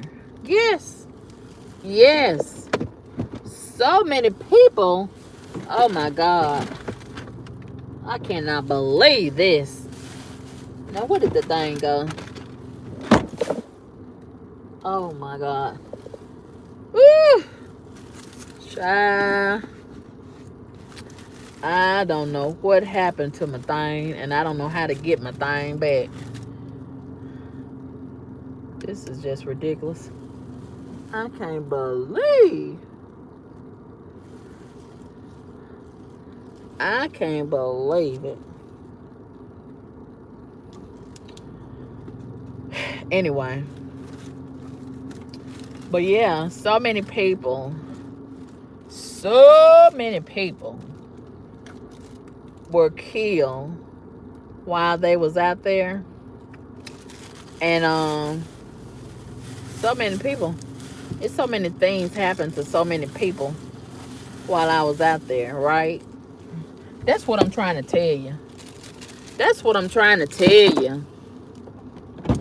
And I just thank God. I just thank God that He has kept me in so many ways. And I just thank Him for His grace and His mercy, child. Yes. And guess what? Guess what? God is not through with me yet. Yes. He's not through with me yet. Yes. And a lot of times it takes being knocked down in order to get back up and do it the right way. Because a lot of times we can be going the wrong way and we be going our own way, and that may not be the right way. So God will have to take us another way in order to get us back on, rerouted. You know, like you using a GPS and you get off on the wrong street, and then the GPS have to reroute you. Touch your name and say reroute. Let's get rerouted. Yes. Has anybody ever had to be rerouted before? Yes. And start all over again. And that's not a bad thing, to have to start all over again. It's actually a blessing in starting all over again, if you ask me. Some people, they get aggravated by starting all over again. They think it's a bad thing to start all over again. But it's all about perspective, right? And even with this vehicle, I'm starting all over again with this vehicle. Because my other vehicle, child, the motor blowed out in it. And I don't know how the motor blowed out in it, but it did. But you know what? You got to see the blessing in it, because I was already spending a lot of money in that vehicle. And that's what I had to do today. I had to go over there. Okay, this is what happened. Child, the motor had, the vehicle had stopped at the gas station one morning. And I just thank God, because the night before, it was acting like it wanted to stop. But the Lord, touch your neighbor and say the Lord. The Lord let it keep on going. And I was so nervous about it. Ooh, I was so nervous about it. And that morning, it was kind of driving all right. And then that morning, what happened? Yeah, I stopped at the gas station and put $20 in there. And then it wouldn't even start back. And I said, wait a minute. This got to be my imagination, right? Child, I tried a long time to get the thing started. And I had just spent $500 getting the air conditioner fixed. And about $200 or $300 before that. And I was spending so much money on that vehicle. It was like I was building a vehicle, really. And I think it was a lemon when I bought it. But I I didn't do my due diligence, and I paid a big price because I'm thinking, oh, it's my friend who I'm buying it from. That wasn't my friend. That was not my friend. It was a pretender. He was pretending to be my friend, and he preyed on me. He preyed on my kindness, and he made a fool out of me. That's what happened. And he probably watching my video now. And you a dirty motherfucker for that. Okay, forgive me, Lord, for cussing. And may God get you back for what you did to me. Yeah, yeah, that was real dirty. That was real dirty. That was real dirty. That was real dirty. And then this person gonna get mad when they found out that I called them a garbage bitch. Don't you think you deserve to be called a garbage bitch if you treat me like that? You take advantage of me, and you already see that I'm already struggling in life, and you gonna make it worse? But see, I was being so nice to this person, and this person thought they was getting over on me, and I had not identified or detected that they was doing me dirty. And then now that's how a lot of people are. As long as they can do you dirty and you don't say nothing and you go along with it, everything fine. But the minute that you let it be known that they doing you dirty, and how you feel about it, and then you call them something that fit the description of how they doing you the bad person. You the bad guy. Not them. You. Really. But anyway. So, I had the vehicle towed over to Mississippi to this mechanic. And it's been over there about four months. So, in between that time, I was just using the Uber. I was using the bus again. I never thought that I had to get on that bus again. I said, Lord, please not the bus again, please.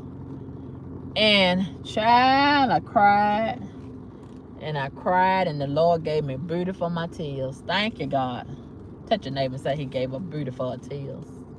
Yeah. So one thing led to another. And I didn't have to stay out there hitchhiking for very long. The Lord took me off my heels and put me on some wheels. Touch your neighbor and say, he took off her heels and put on some wheels. Yes. He took my ashy heels and put them on some wheels. Thank you, God. And I had to go through some changes, but the Lord worked it out. Yes. The Lord worked it out. Touch your neighbor and say the Lord worked it out. Yeah, it wasn't nobody but the Lord. When the Lord is on your side, it don't matter who's against you. Yes. It don't matter who say no. Because God, when he get ready to say yes, that's all that matters. That's all that matters. Touch your neighbor and say that's all that matters. That's all that matters. And it's an expensive situation, but I'm just gonna trust God to help me get through it. One day at a time and 1 month at a time, child. Yes, it's an expensive situation, but I just thank God, because I know it could be worse, and I could be out there still hitchhiking. But yeah. So yeah, I'm not where I want to be, but thank God I'm not where I used to be. And God is blessing me to get closer and closer to having my own house, home ownership. Yes. And you know, it is what it is, and blah blah blah. So anyway, I'm going to close this video out by saying this. I just thank God for blessing me while I was homeless. And I would like to help the homeless during these holidays. And not just during the holidays, but every day. And I'm really considering starting some type of homeless program. I'm not sure if it's going to be housing or just some services. I'm not sure yet. But I've been considering starting some type of homeless program, for the homeless program. And we'll just see what God says about it. And I want to help the homeless for the holidays. And I'm checking out this heathen over here eyeballing me. He up to no good. It's a white heathen with a real big old head. Do y'all seeing? He keep on looking over here. He keep on looking over here. Do y'all see him over there? Do y'all see him?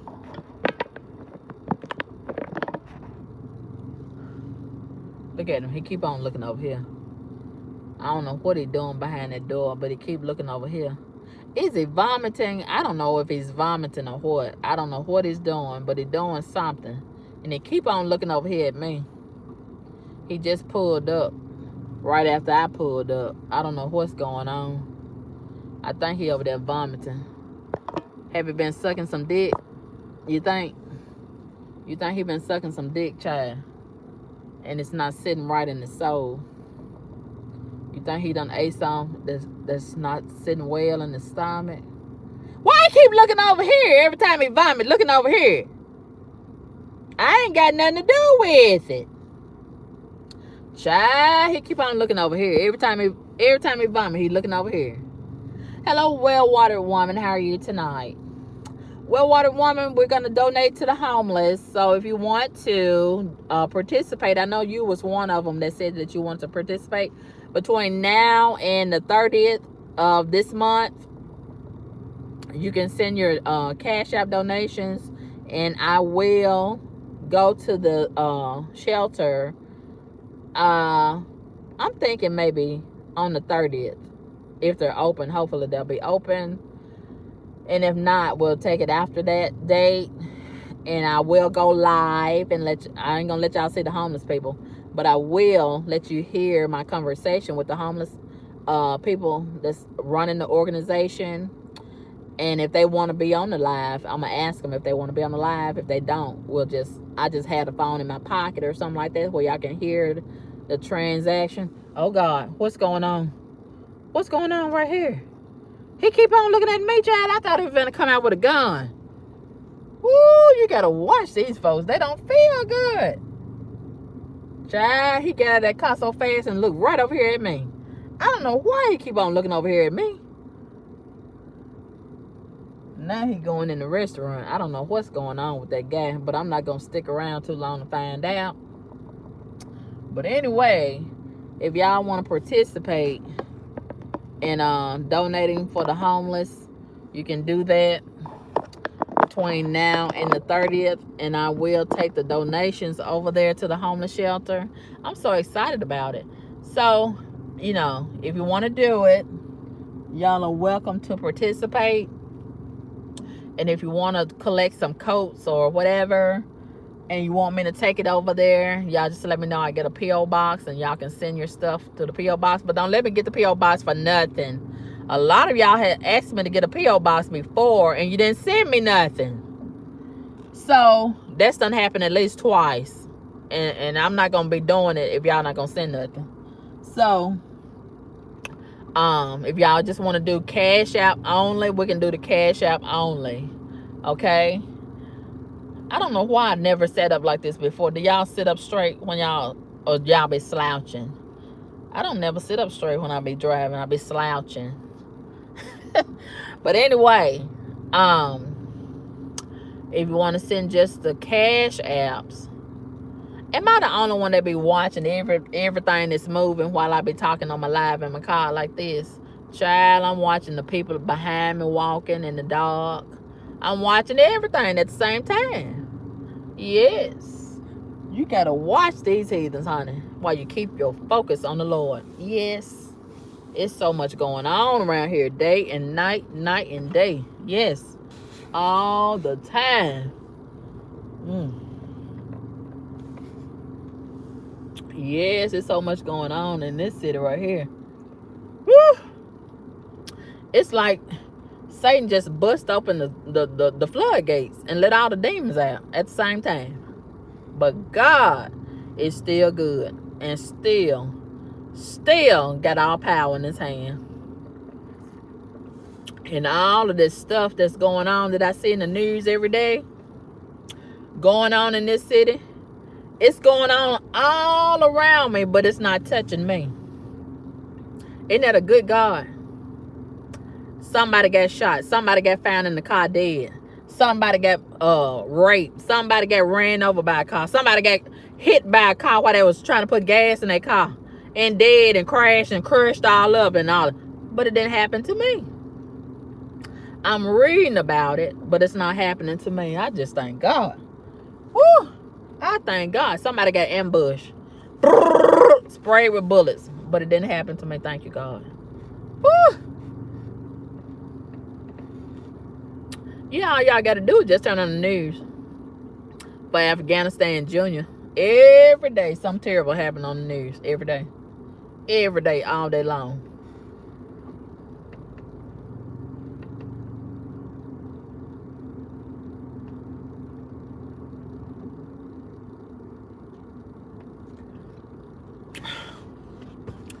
Ooh. I'm drinking all of that juice. And later on, I'm going to be mad because I got to pee all night. I need to stop this. CarmenCaBoom, we're going to have to stop this. Every day, drinking all this juice. And then I got to pee all night. And it's such an inconvenience, all this peeing. I don't like to do it. Then you got to go into these public restrooms and somebody's stinking. Done left they stinking smell behind. Oh, what they stinking behind. Ugh. Oh, like the other night, I went in the bathroom and some woman's stinking behind smell was left all in the bathroom. And I said, look, I bet you the main one want to bust it wide open. I bet you the main one like to be twerking all over the place. See, this is why I'm hot. This is why I'm hot. And they are not. And they are not. This is why so many of these men are objecting to going down south. And I don't blame them. Child, if these women, if I was a man and these women would open their legs, I would zip up my pants and go back home. I wouldn't deal with it. I mean, they act like they don't know that they stinking.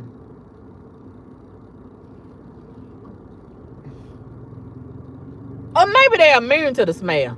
I've been trying to rationalize this situation. If you know you stinking, don't you know somebody else gonna object to you being stinking? Or maybe they've been used to being with people that don't have a problem with them being stinking because they stinking too. Woo! I think, this is just what I think. I think if you stinking, you ought to keep it to yourself. Don't just shout the funk, okay? Don't be trying to spread it around. I don't appreciate it. Woo! And then, where my mask at? I got two of them. I got two. Touch your neighbor and say she got two. Child, I got two masks.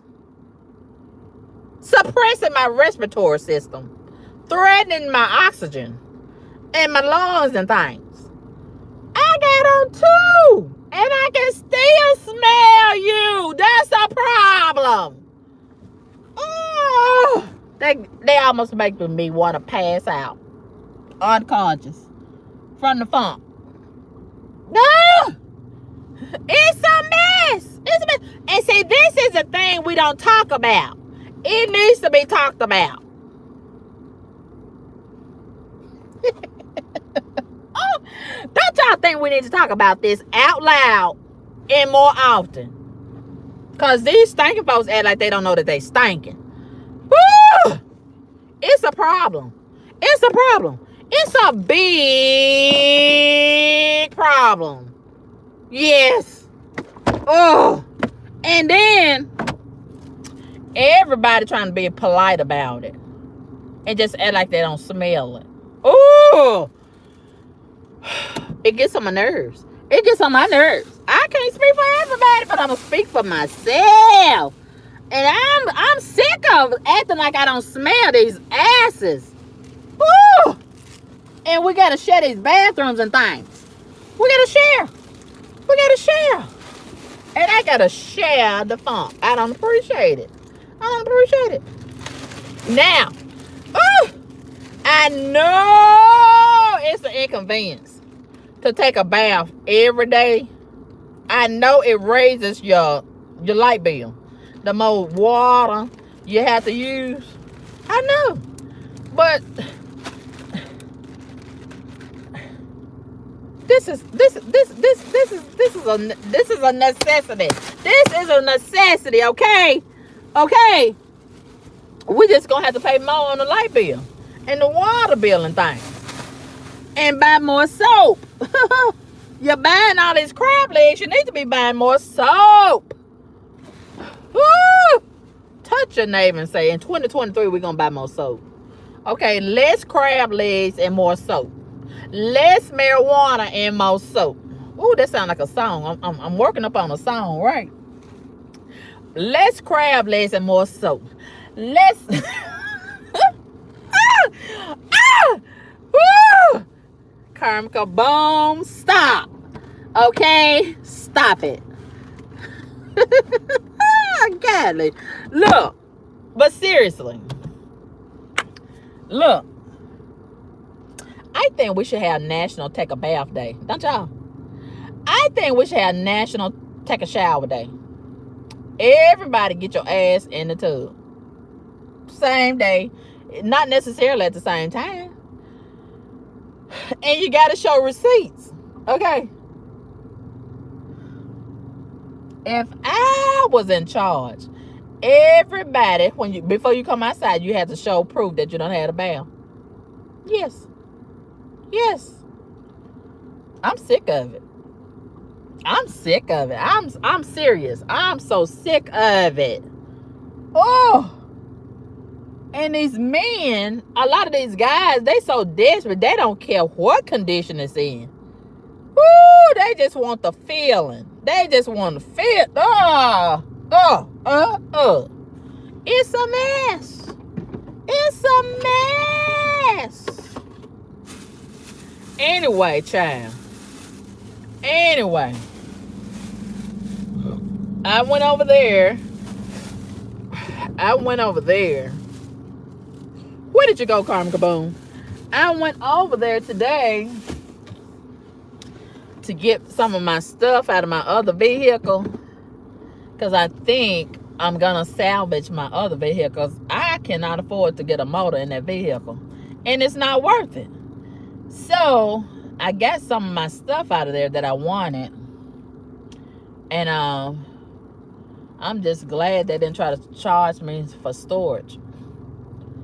But they told me that they would give me to the end of this week or the 22nd to move it, or they were gonna have somebody to tow it to the salvage yard, and then the salvage yard gonna charge me $33 a day. And I said, look, I'm not gonna fight to try to keep this vehicle. I'm not gonna do it, because I'm almost sure that they probably been stealing parts off of the vehicle behind my back. So I'm basically just getting a shell. And see, they don't think I know that. I know that they've been stealing more than likely off of the car, right?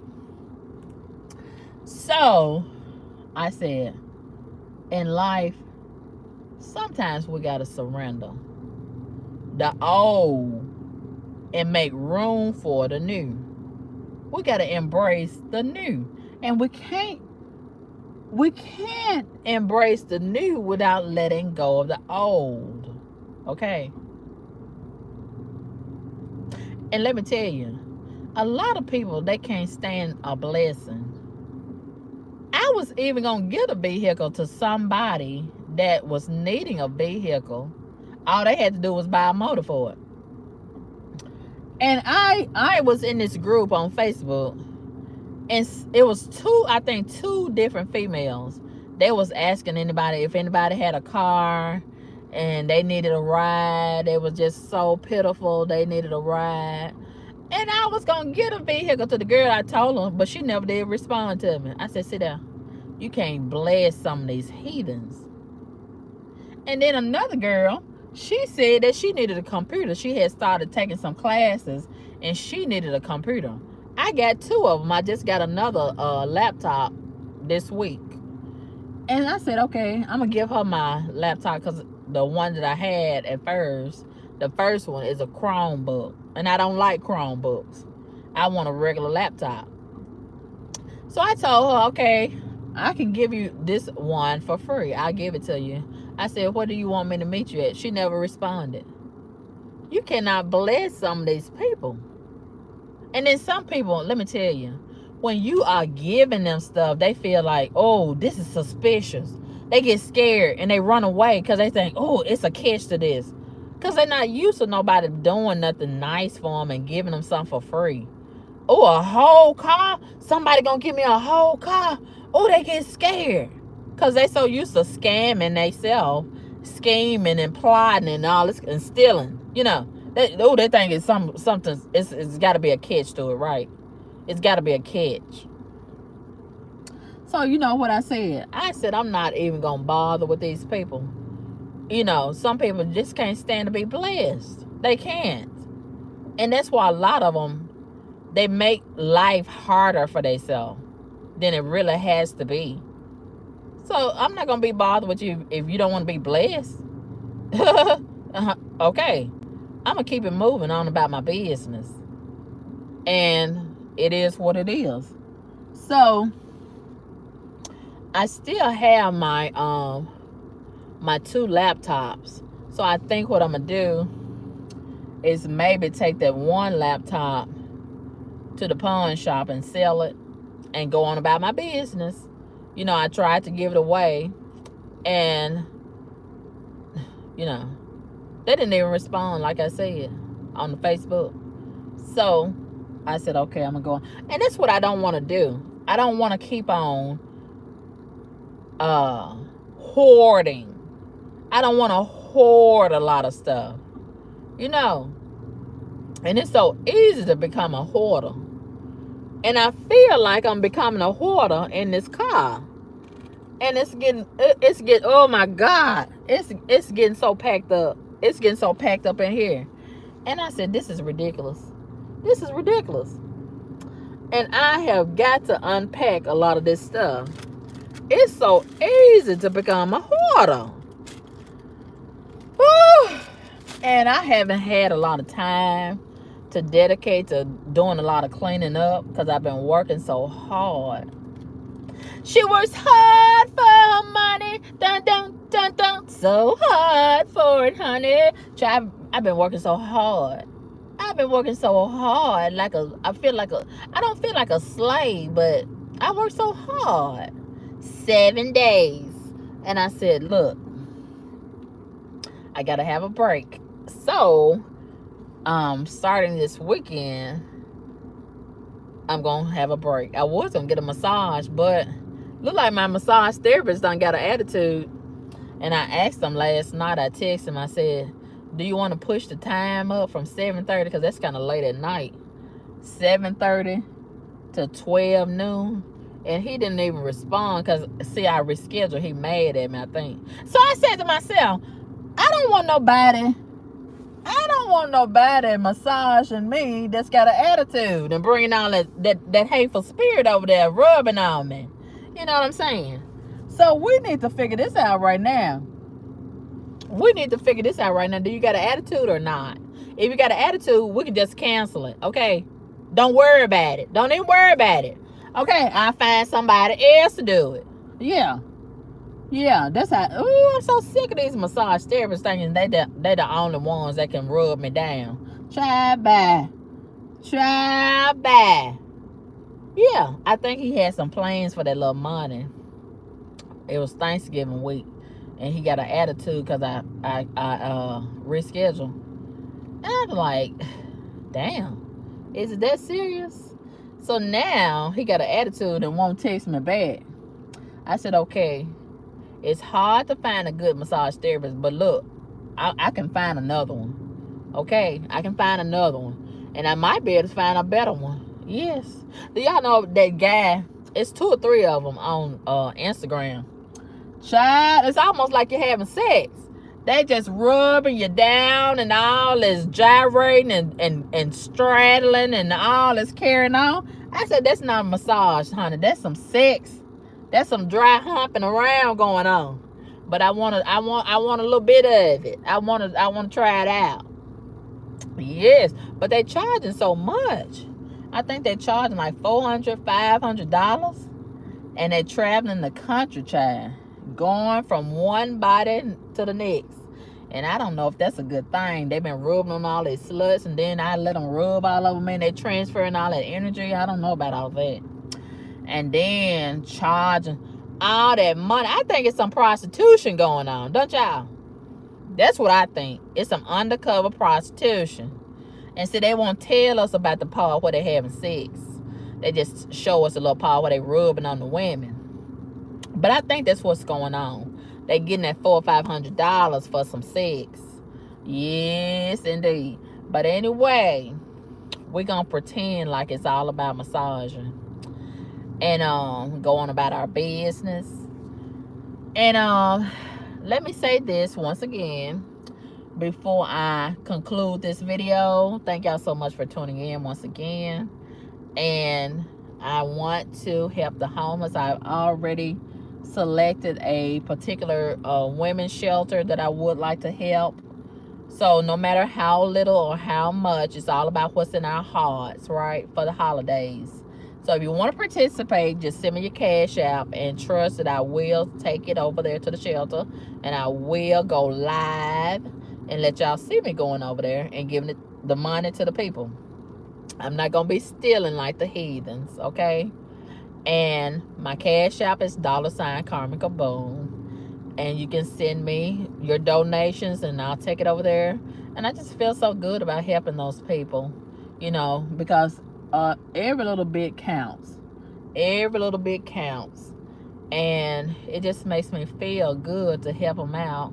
You know, we could be buying them some marijuana, but we're not doing that. We could be buying them some liquor, but we're not doing that. We're giving them what they can really need to help them to start the new year, you know, with a little bit more than what they had. Yes. It'd be nice if we could select one particular homeless woman, but, you know, in order to do that, we just have to go and comb the streets and look for one, and I don't want to comb the streets and look for one. So I'm going to let the homeless shelter, hopefully, they'll be fair and divided amongst the people, or maybe they'll select one woman in particular themselves.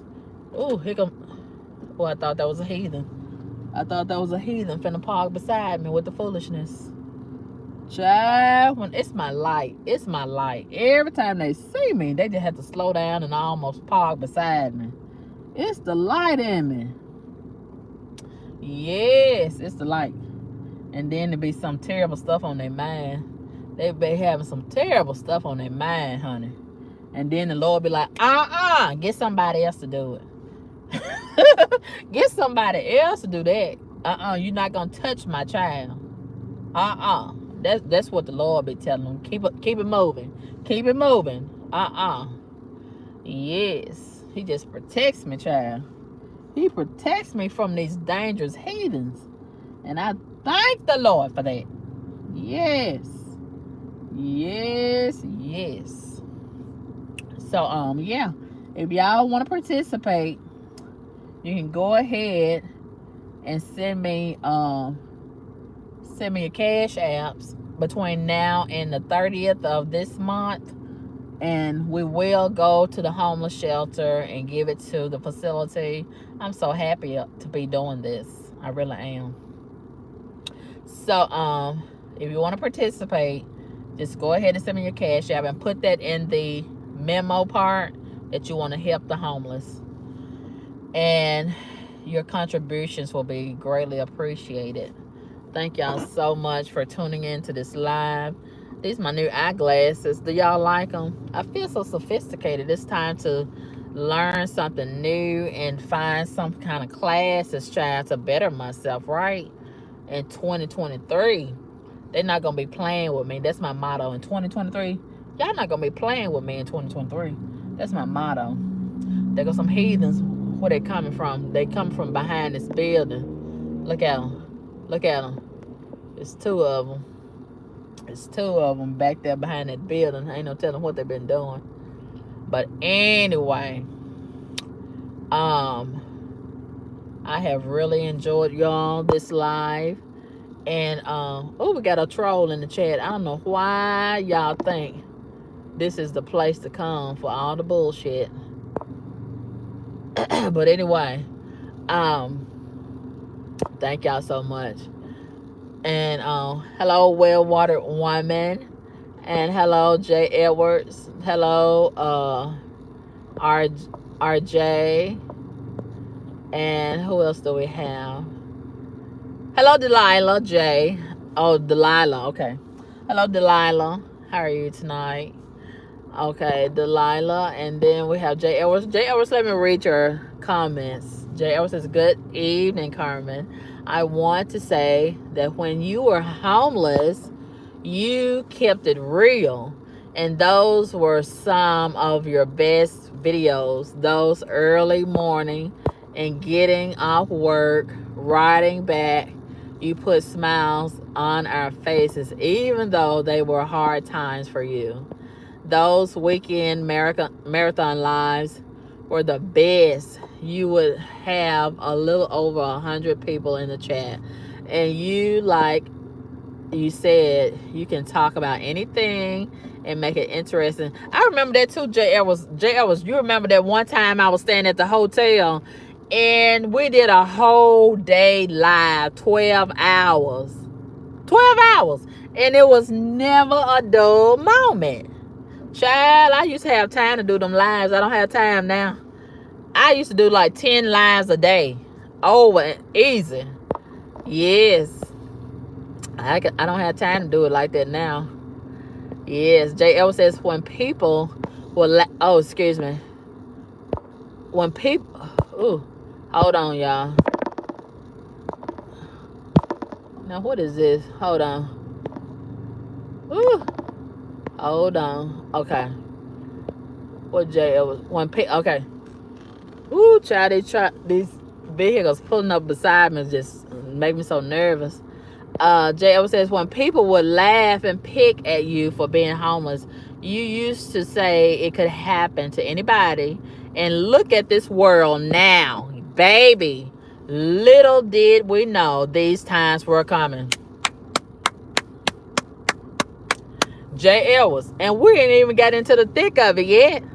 We ain't even got into the thick of it. You bet. Oh, J. Edwards, we got to be careful what we laugh at. If we laugh, we'll make you cry. J. Edwards, want it? J. Edwards. J. Edwards.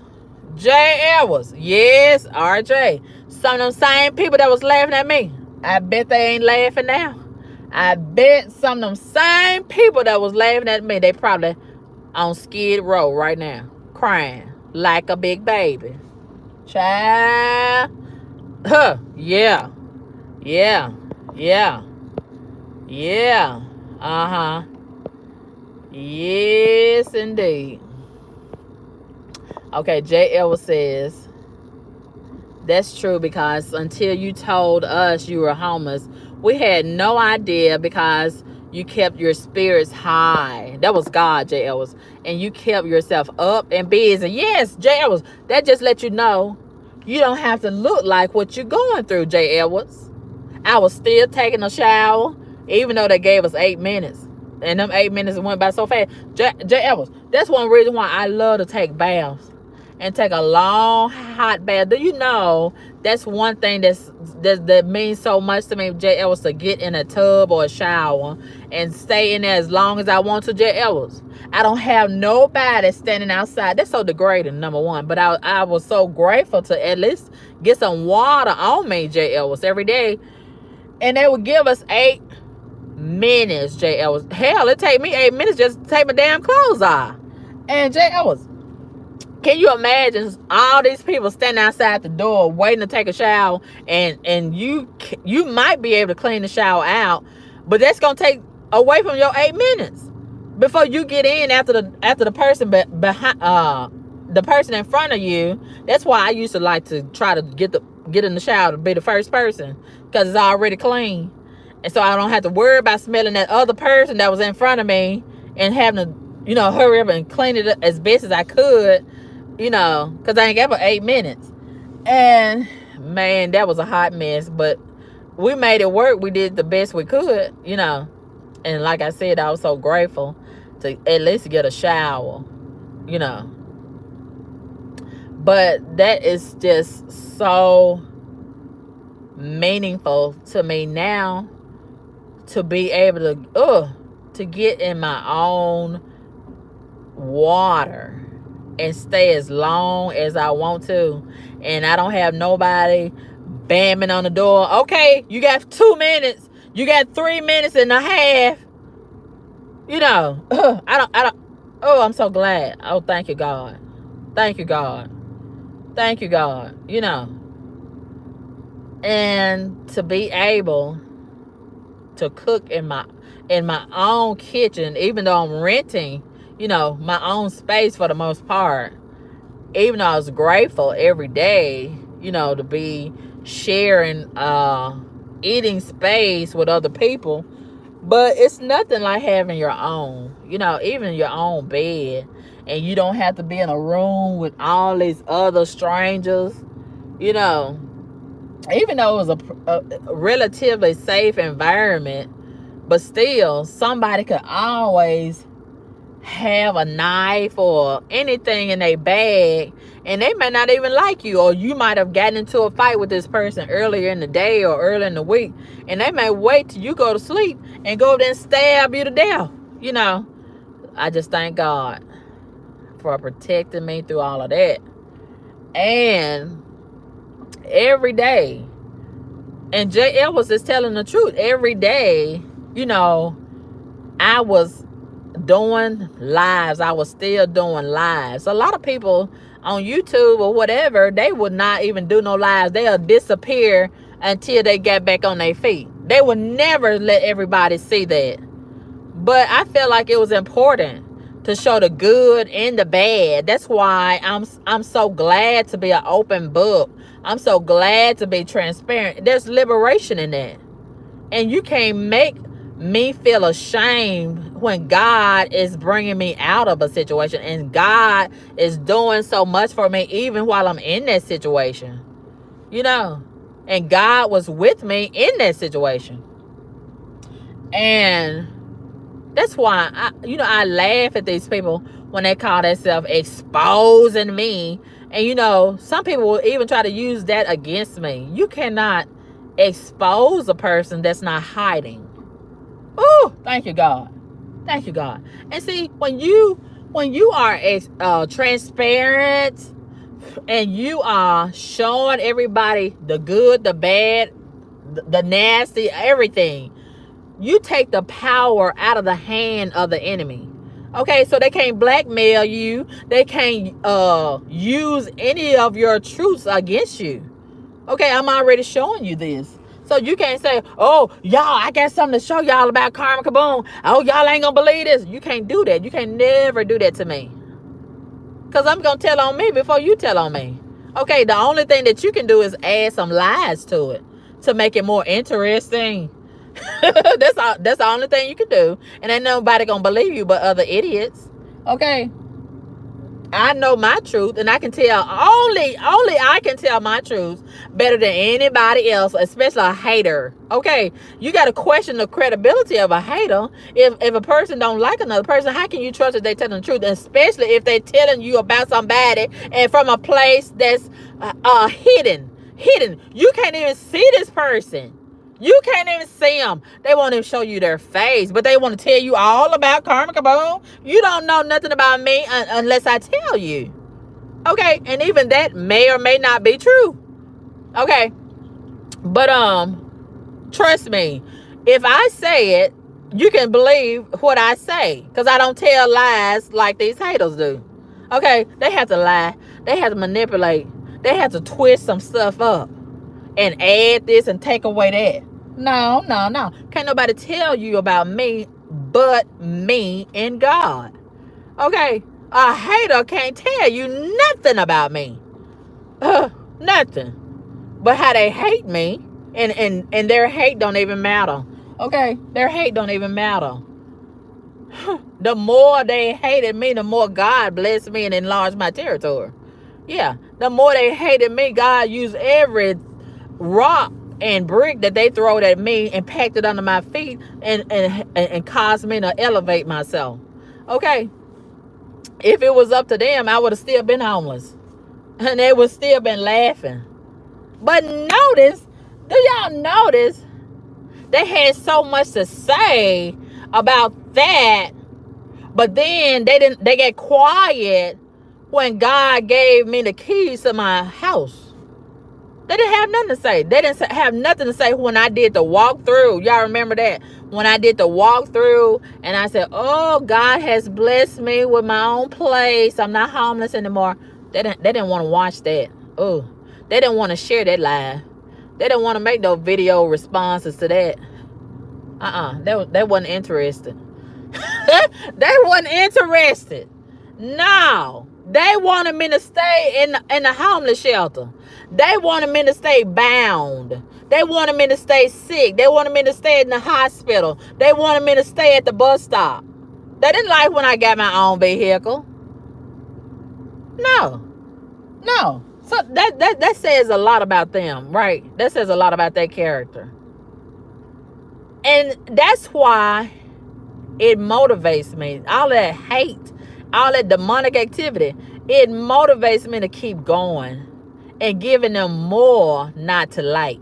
And maybe it'll be so much that they don't like. The more God blesses me and elevates me and keeps me going higher and enlarging my territory, maybe they'll stop watching, period, point blank. And maybe it'll get so much and God's blessing will be so big and beautiful, it'll just blind their fucking eyes.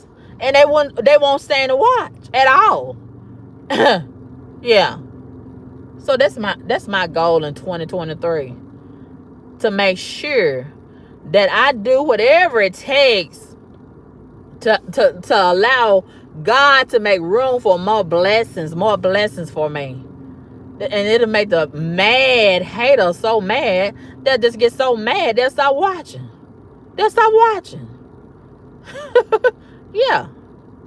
Yeah. But every day, I would still go live, whether I was at the bus stop, whether I was at McDonald's using their Wi-Fi or whatever. I was still going live, but so many people, they would hide that from y'all, because they only want you to see the good parts of their life. When everything going up, they don't want you to see it when it's down. They don't want you to see it when they sick, and when their husband or their wife done left them, and they can't pay their bills, their lights is off. They don't want y'all to see that. No, they want you to see a certain persona. They want to create a certain narrative, even if it's a false or misleading narrative. But I'm so glad that I'm that's not who I am. And that separates the real from the fake. And I just really appreciate God still blessing me even in the house of homelessness, and I still gave God the praise. I will bless the Lord at all times, and his praise shall always be in my mouth, even if I'm at the homeless shelter, even if when I was at the jailhouse, even when I was in the hospital after committing suicide, trying to commit suicide. All of this is an open book. I've told y'all this. So then the haters, I guess they came late to the boom boom room, and then it's a surprise to them, so they want to expose. Oh, they want to expose and blow y'all head off with the exposure. Bitch, you ain't telling nothing new. Okay, I already done told that story. How many times we gonna tell this story? Huh? Over and over and over again. That's who I was. That's not who I am today. But that's who they want me to be today. That's who they want me to remain. No, no, no, no. It's not up to you. It's up to God. If God already brought me out, you can't put me back in. Okay, I'm a strong child of God. And that's an intimidating thing to a lot of people. You know, and what I survived, like I said, will kill the hell out of them. And it makes so many people mad when you survive, when you are a survivor. Do y'all know that makes a lot of people mad? And I said, you mad because I'm a survivor? Really? I never thought I'd see the day. But yeah, we live in a society where some people are mad that you're a survivor. Yeah. Yeah. Some people get mad when you actually win, because they count on you to lose. And that's why they watch your videos every day, because they waiting. Oh, she gonna lose today. She gonna lose today. She gonna make a video today. I know she done lost today. I can't wait till she say, oh, her husband done left her. Oh, I know she ain't gonna get another husband. Then bam, there go another husband. Oh, she too fat. Ain't nobody gonna want her. Then there go somebody else want her. There go somebody else want her. Oh, this her last house. Then there go God giving me a home. A whole home? A whole home, nigga. Yes. And he ain't through. He just gonna keep on blessing. Blessing, blessing, blessing, blessing, blessing, blessing, blessing, blessing, blessing, blessing, blessing, blessing, blessing, blessing, blessing, blessing, blessing, blessing, blessing. Yes, over and over and over again. Because he knows my heart. He see my obedience. Yes, he see my sacrifice. Okay, and he see me pushing, going closer and closer and thirsting after him. Okay, I'm not thirsting after no dicks. I'm not thirsting after no Louis Vuitton bag. I'm not thirsting after the bag. I'm thirsting after God. So he gives me beauty for my tears. You know, and I'm not doing it for clout. I'm not doing it for, oh, I want something from God. I'm not doing it because, oh, I want everybody to see me on YouTube. No. I'm doing it out of sincerity. I'm doing it because this is what I want. I want a personal relationship with him. So if I'm doing this because I want to, you know, God knows everything. And you think he gonna leave me out here in the trap? No. With the haters? No. He gonna cover me. And he gonna keep me. And he gonna slay my enemies. One by one and two by two and in mass. Yes. And he gonna give me a front row seat to see it. Yes. So when you see these haters coming at me, just know that they making their own bed way worse than what it has to be. Do you think he gonna keep on letting you come over here fucking with me and he ain't gonna fuck with your back? Baby, it's dangerous. I keep telling them. It's dangerous to mess with a child of God. But they have to find out by themselves. The hard way, they have to keep finding out. God will kill them dead. Do you hear me? He'll bust their heart wide open while they sitting at their dinner table. Just boom, heart attack, massive heart attack. You up out of here.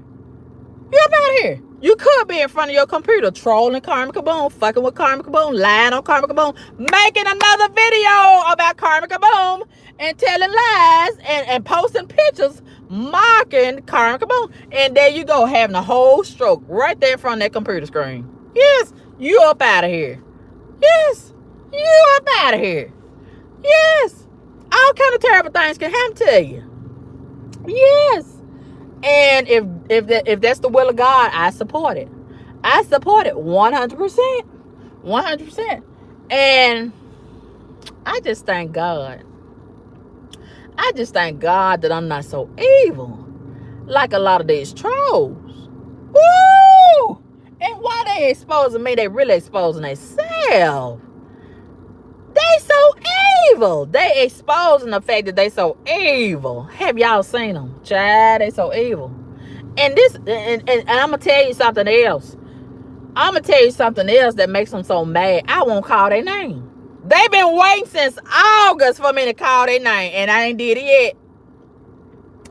Cause they so insignificant. I wouldn't give trash the satisfaction. And see what they want to do. They want to use my name for clout. This is the only reason why people even look at your videos. This is the only reason why anybody give you cash apps. This is the only reason why anybody even go to your YouTube channel. That's so boring. I'm the only interesting thing about your whole YouTube channel. Okay. And you and why they trying to expose CarmenCaBoom, you dumb bitch. You exposing yourself. You exposing how rotten you are. You exposing how garbage you are. You exposing how worthless you are. Yes. And it's only a limited time that God gonna allow you to sit on that computer or on your phone and do what you're doing. Yes, that part. Are you prepared for that part? Are you prepared for that day? I bet you're not. And all your cheerleaders, all your fans, they're not gonna be nowhere to help you. And guess what? They're not even gonna help you if they could. And the only reason why y'all are gathered together not to do good but to do evil, because you got a common denominator. You don't like me.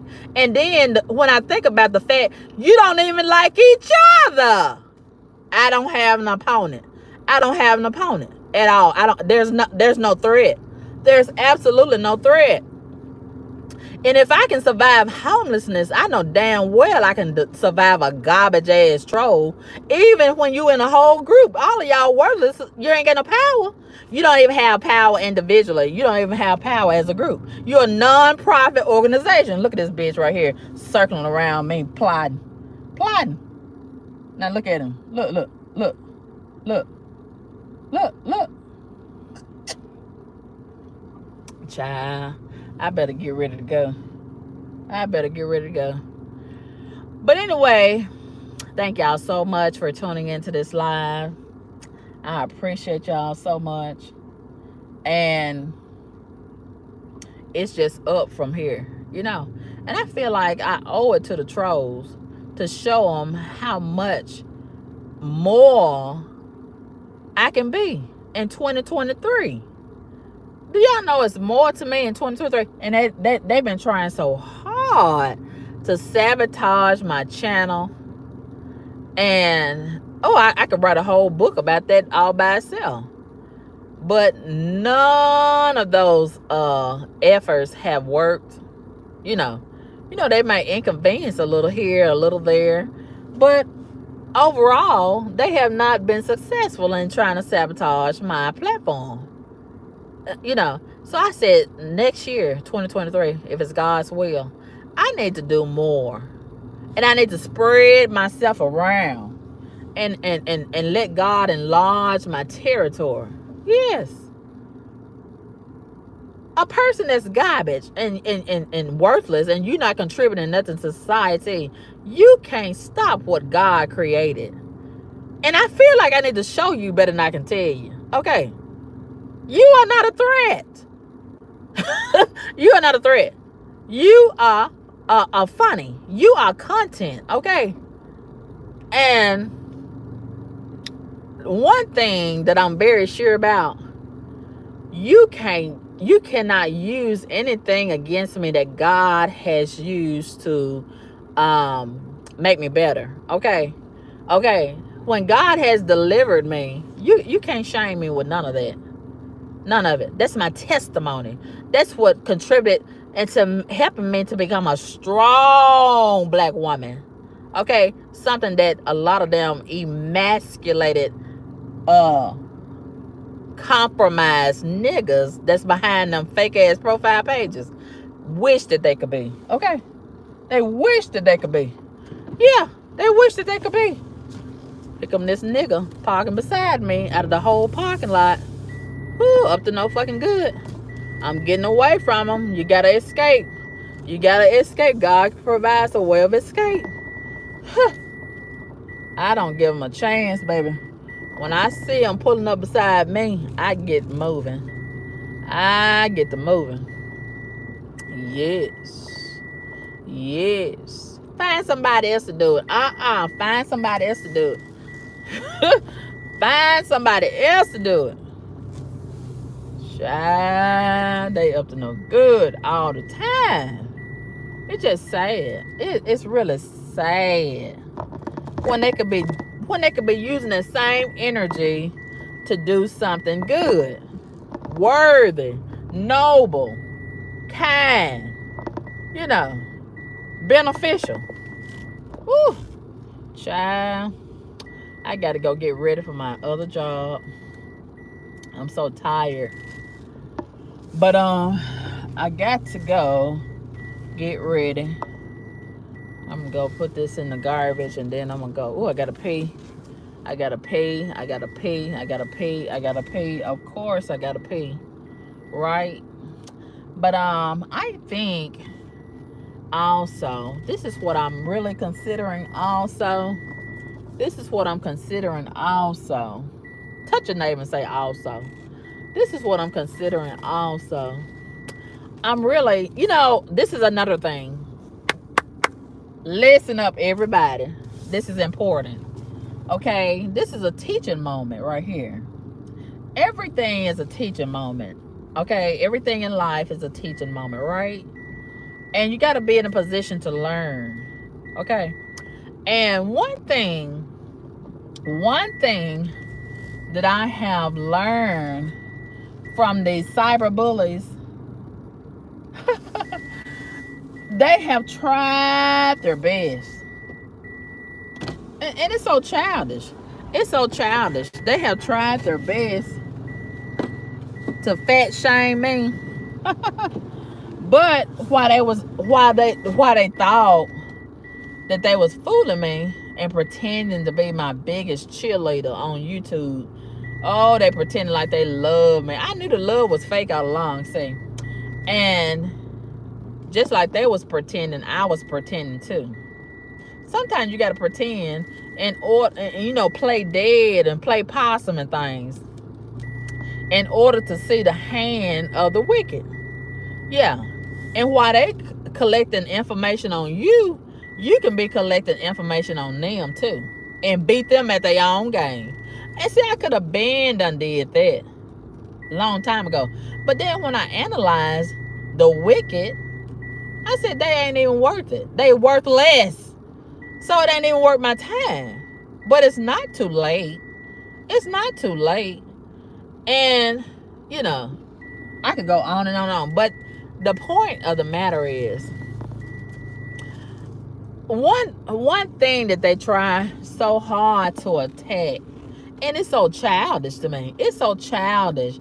And when you study the mindset of the wicked, when you study the mindset of your opponent, when you study the mindset of the hater, and you realize that they so childish, they so immature, they so pathetic. Can we use that word in capital letters? Pathetic. Okay. And when you see the character of these people, you understand that there is no threat. Okay, they're not a threat. These are keyboard cowards. And they will never have the same energy in real life. They shake it. They scary. And they punks. Little punks. So when I see that the number one thing that they like to use as a weapon against me to make a mockery, and it's so childish. It's so childish. It's so pathetic. And more than likely, they real ugly in real life, right? Because good-looking men don't do this. Good-looking men with good dick and things, they don't do this. And you've been obsessed with somebody that you hate for 5 months. 5 months. You've been having a whole meltdown for 5 months. Okay, so they've been trying to fat shame me. And what else they been doing? Oh yeah, making fun of me having diabetes, like that. Like that's a bad thing. You know, I have diabetes, but diabetes don't have me. Meanwhile, you got a shitty dingling. More than likely, you got a great big old dookie streak in your underwear, garbage ass bitch. Okay, it's a whole lot of things that's wrong with you, but you had. But I know a punk motherfucker, all of y'all are created alike. If you done ran into one punk motherfucker, you done ran into all of them. Okay? Okay. There's no difference between them. If you run into one coward, you don't run into all of them. If you run into one nothing ass nigga, you don't run into all of them. Basically. So, I said, this is stupid as hell. You got so many millions of people with diabetes, and we can live with diabetes, but you can't live being a worthless, compromised, garbage ass nigga. Okay, you're not even contributing nothing to society. You are a worthless bitch made bitch. Okay, and just think about it. This nigga, how many months? 5 months plus, been sitting on a computer with the bullshit. I ain't contributing nothing in life. Ain't out here building a damn thing. Just a worthless ass, punk ass, bitch made, compromised nigga. I ain't doing nothing in life. Probably don't have a woman. And then if you get a woman, you gotta pay the damn woman for a couple of minutes of her time. And she ain't coming back. She ain't gonna be a repeat customer. Okay. A little dick bitch. He's giving little dick energy. And probably mushy like a pussy. He probably his dingling is little and probably mushy like a pussy.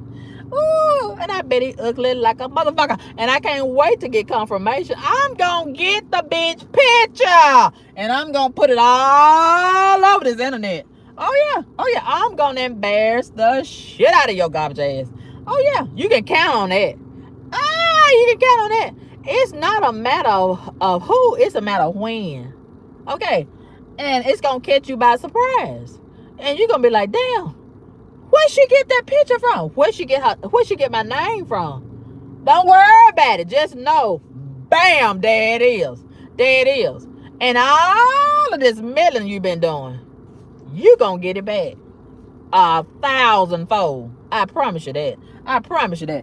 I can't promise you a lot of things, but I promise you that. And I'm gonna take my time, and I'm gonna be so patient, and I'm gonna spread it out there like mayonnaise. Helmets, mayonnaise. Yes, like a motherfucking sandwich. Yes, sandwich, not a sandwich. Sandwich. Yes. You know a sandwich had that thick ass mayonnaise, right? Yeah, just slather it on there. Yeah. With a sandwich, you be real careful. I'm not gonna be careful. I'm gonna be messy. I'm gonna be messy with it like a sandwich. A big old fat nasty sandwich. Yes. And I'm gonna enjoy every bit of it. Yes. And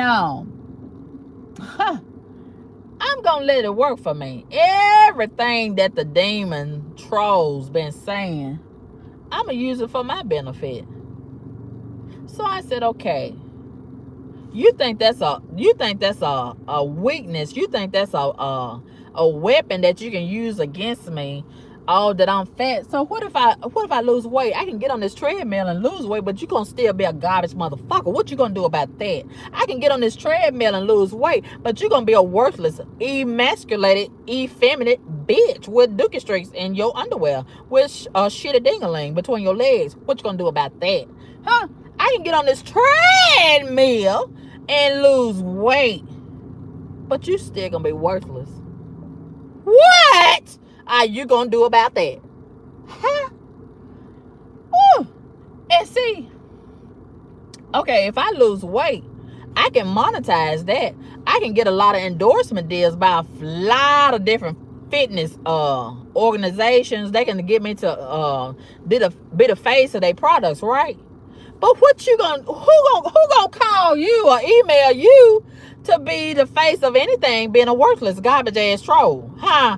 Who? Who? And then if you ain't talking about me, you playing music. You don't do nothing but play music. You can't nobody ain't nobody even gonna call you to be a DJ at a party. Huh? And what about this part? You doing all of this research, and then the bitch that's in the middle of it, that's helping y'all research, I think she worked for some lawyer office. She better not let me find out which one, because she gonna be an unemployed garbage motherfucker. Oh yeah, she gonna be an unemployed garbage motherfucker, because I'm gonna tell on her. I'm gonna tell it. Oh, she gonna be in so much trouble sitting at her boss's job, wasting up all them computers and resources and things, fucking with me on the internet. But I tell y'all what y'all won't research. You won't research who your biological father is. You won't it's so many things that you worthless motherfucking niggas y'all could be researching to be a better human being, but you would rather sit on the internet trying to find out somebody else's business that ain't gonna benefit you garbage motherfuckers at all. And when you find out all that you want to research about me, guess what? It ain't doing you a motherfucking bit of good. What good has it did you? How has it benefited you? Huh? Okay, August, September, October, November, December. 5 fucking months. You still a garbage bitch, and you still in your condition. You still ain't did a motherfucking thing to hurt me. Okay, so now that y'all find everything out about CarmenCaBoom, what more can you tell now?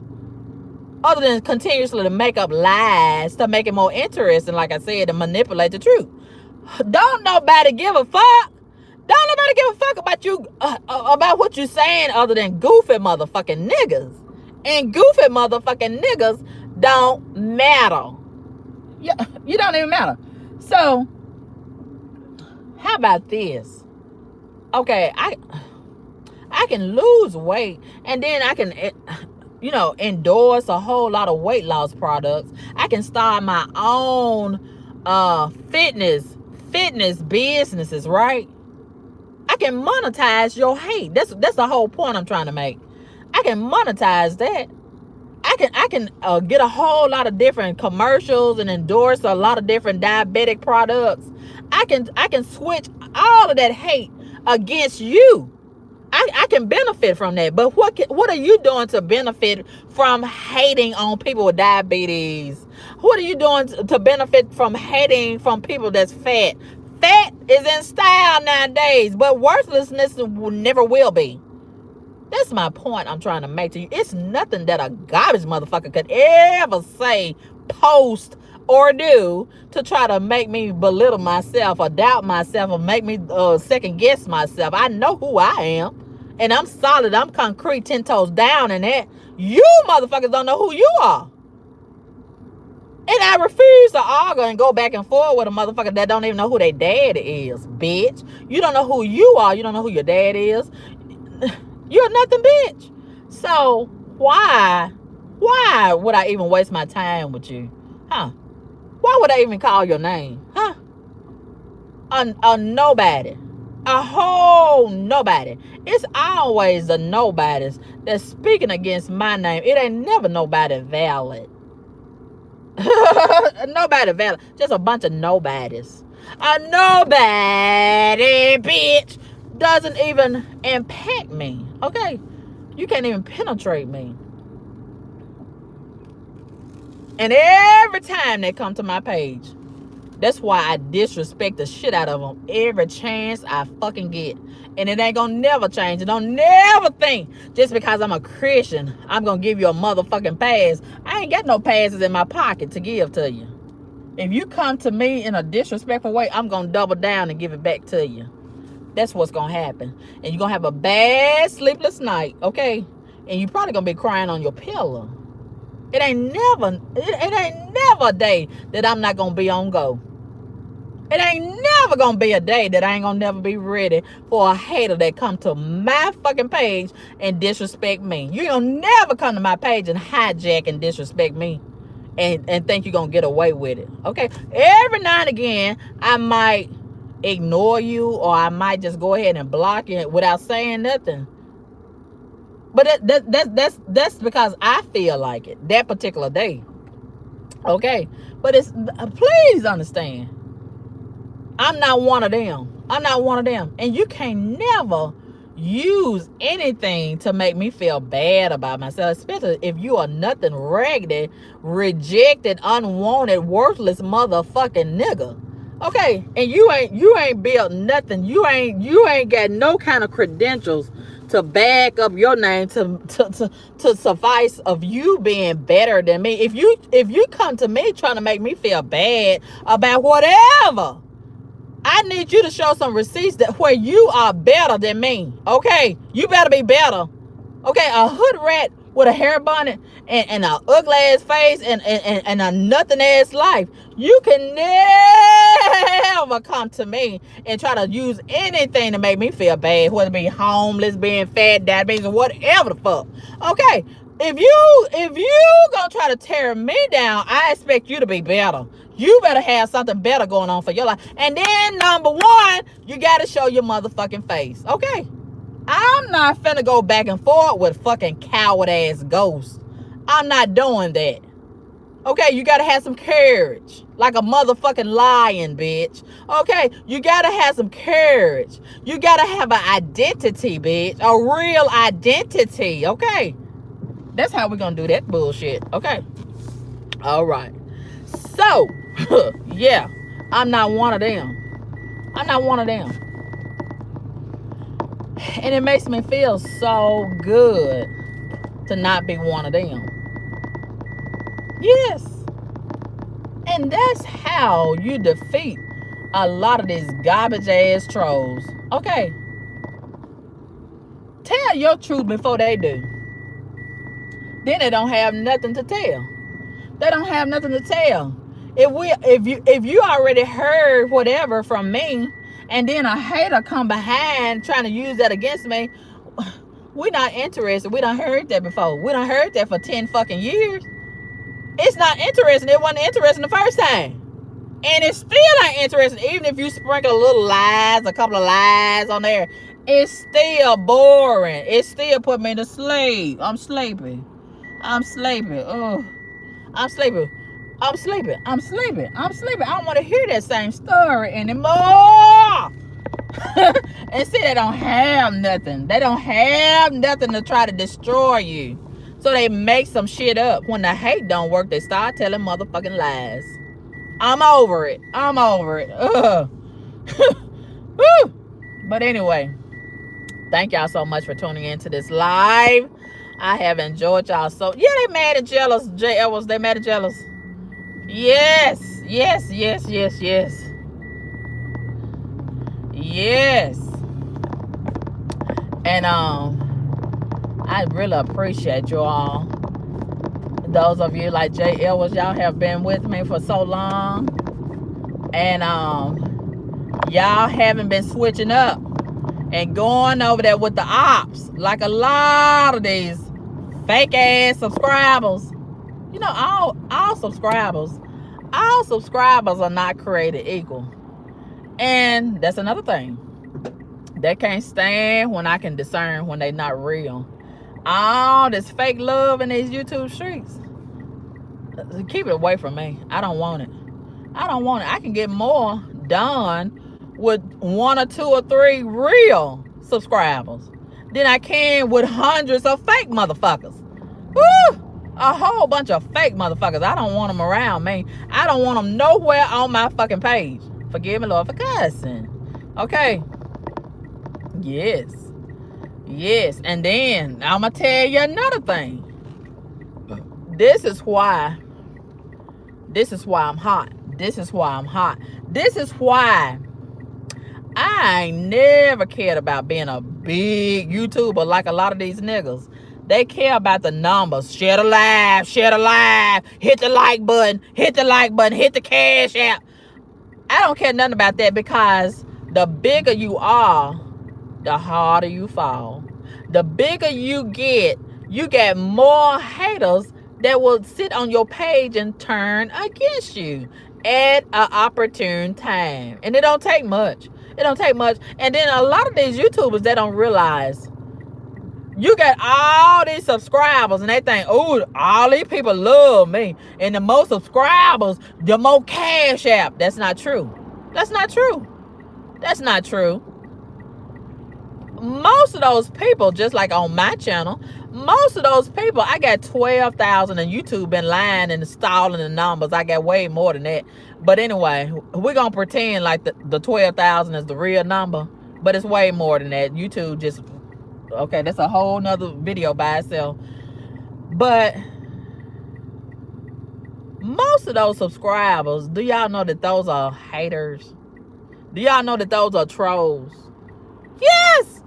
And that just let you know that it's so many sick motherfuckers. And most, forgive me, Lord, and most of them, they get multiple fake pages, multiple fake profiles, multiple fake emails that they use to create another fake profile, another profile. The motherfuckers are sick. That's my point I'm trying to make. The motherfuckers are sick. Forgive me, Lord, they sick. It's a lot of sick ass niggas. And most of them are niggas. The ones that do that, they niggas. It's not white. It's not Chinese. It's not Indian. It's not none of them other folks. It's niggas. Niggas. But these are the same niggas that want so much respect. And they'll be the first one to say, Black Lives Matter. We need to stick together. We need to unify. We need to build each other up instead of tearing each other down. We need to support each other. Why the hell would I support garbage ass, hating ass, garbage ass, envious ass niggas? Huh? Why? Why would I do that? They want you to stick closer to them and all that, so they can get closer to you, to get more familiar with you, and they can use a lot of your stuff against you. That's why they want to stick together. I refuse to stick together with demons and devils and things. I refuse. Get the fuck away from me. Okay? I don't give a fuck about having the biggest YouTube channel, the biggest and the most number. I don't give a fuck about that, because that represents a lot of demons. Okay, it's a lot of demons. Okay, sometimes less is more. Yeah. Home is where the heart is. A lot of people got to have a big house, a big this, a big that, all of this and all of that. And most of those people are the people that's spiritually bankrupt. Okay? And they got to have all this stuff to hide from being a garbage ass person. Their spirit ain't hitting on nothing. They got all these cars, all these clothes, all of this makeup, all this wigs, all of blah, blah, blah. But when you get to the spirit of the person, it's nothing there. They're void. They're void of spirituality. And I'm so glad that I'm not that person. And even if,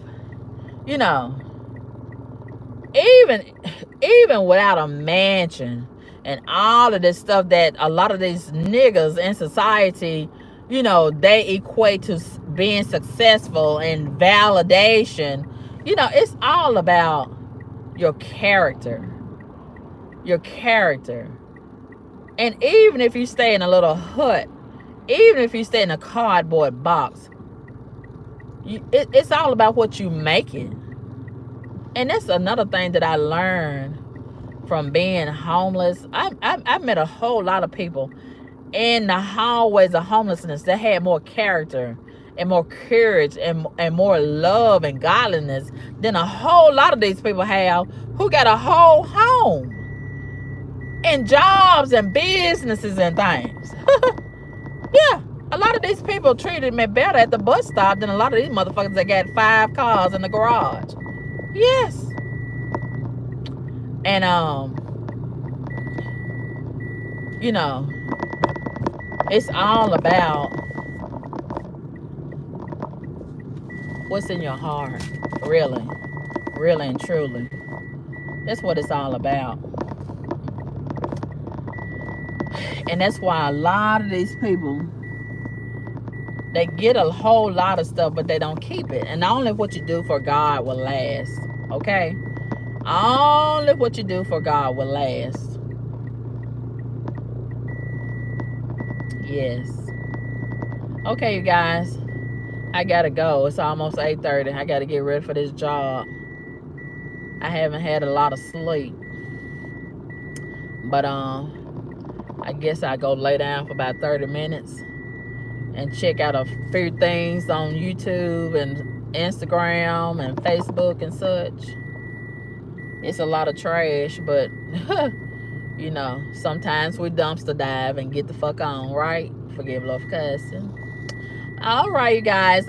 We had a really great, interesting conversation today, and like I said, I would like to help the homeless. I've already picked out a shelter that I would like to donate to. So if you want to participate, you're welcome to do so. And I think I want to do some more videos to reflect on, you know, my time as a homeless person, and to give a lot of insight to that community, and share my perspectives on it. So look forward to those videos in the future. I would like to do some more videos to share my experiences with that. And a lot of people, if you're not homeless and you never will be homeless, you probably will be homeless in the future, you know, with the rate of the inflation and the way that things are going in our society. So, you know, a lot of people are not built to deal with it, and they take their life and commit suicide, or at least try to, and they lose hope. Okay, so I think I want to encourage a lot of people, you know, based on my experience, you know, and we'll go from there. Okay, thank you all so much for tuning into this live. I appreciate you. And if you would like to donate to the homeless campaign for the holidays, you're welcome to do so. I am taking donations, and I will be taking it to the homeless facility on the 30th, I believe. And I will go live and let y'all see where your donations are going. And I appreciate y'all so much. And we'll talk again real soon. I got so many videos to make this weekend. I'm gonna go on vacation starting Sunday. I'm so excited about that. My God, I need a break. Yes. So I'm gonna start my vacation Sunday, Monday, and Tuesday. I'm so excited. I really wanted to do 5 days, but we're gonna take the 3 days and make the best of it, right? I don't know if I'm gonna give me a massage or not. My massage therapist is got an attitude, child, not texting me back. So I don't know what that's all about. But one mic, it don't stop no show, right? Okay. So thank y'all so much for tuning in. And if you want to donate to me, or you want to donate to the homeless campaign, you're welcome to do so. Once again, my cash app is $CarmenCaBoom. Thank y'all so much, all of my real supporters and my real subscribers and things. And y'all have a good night and things. All right, I'll let you girl. Peace.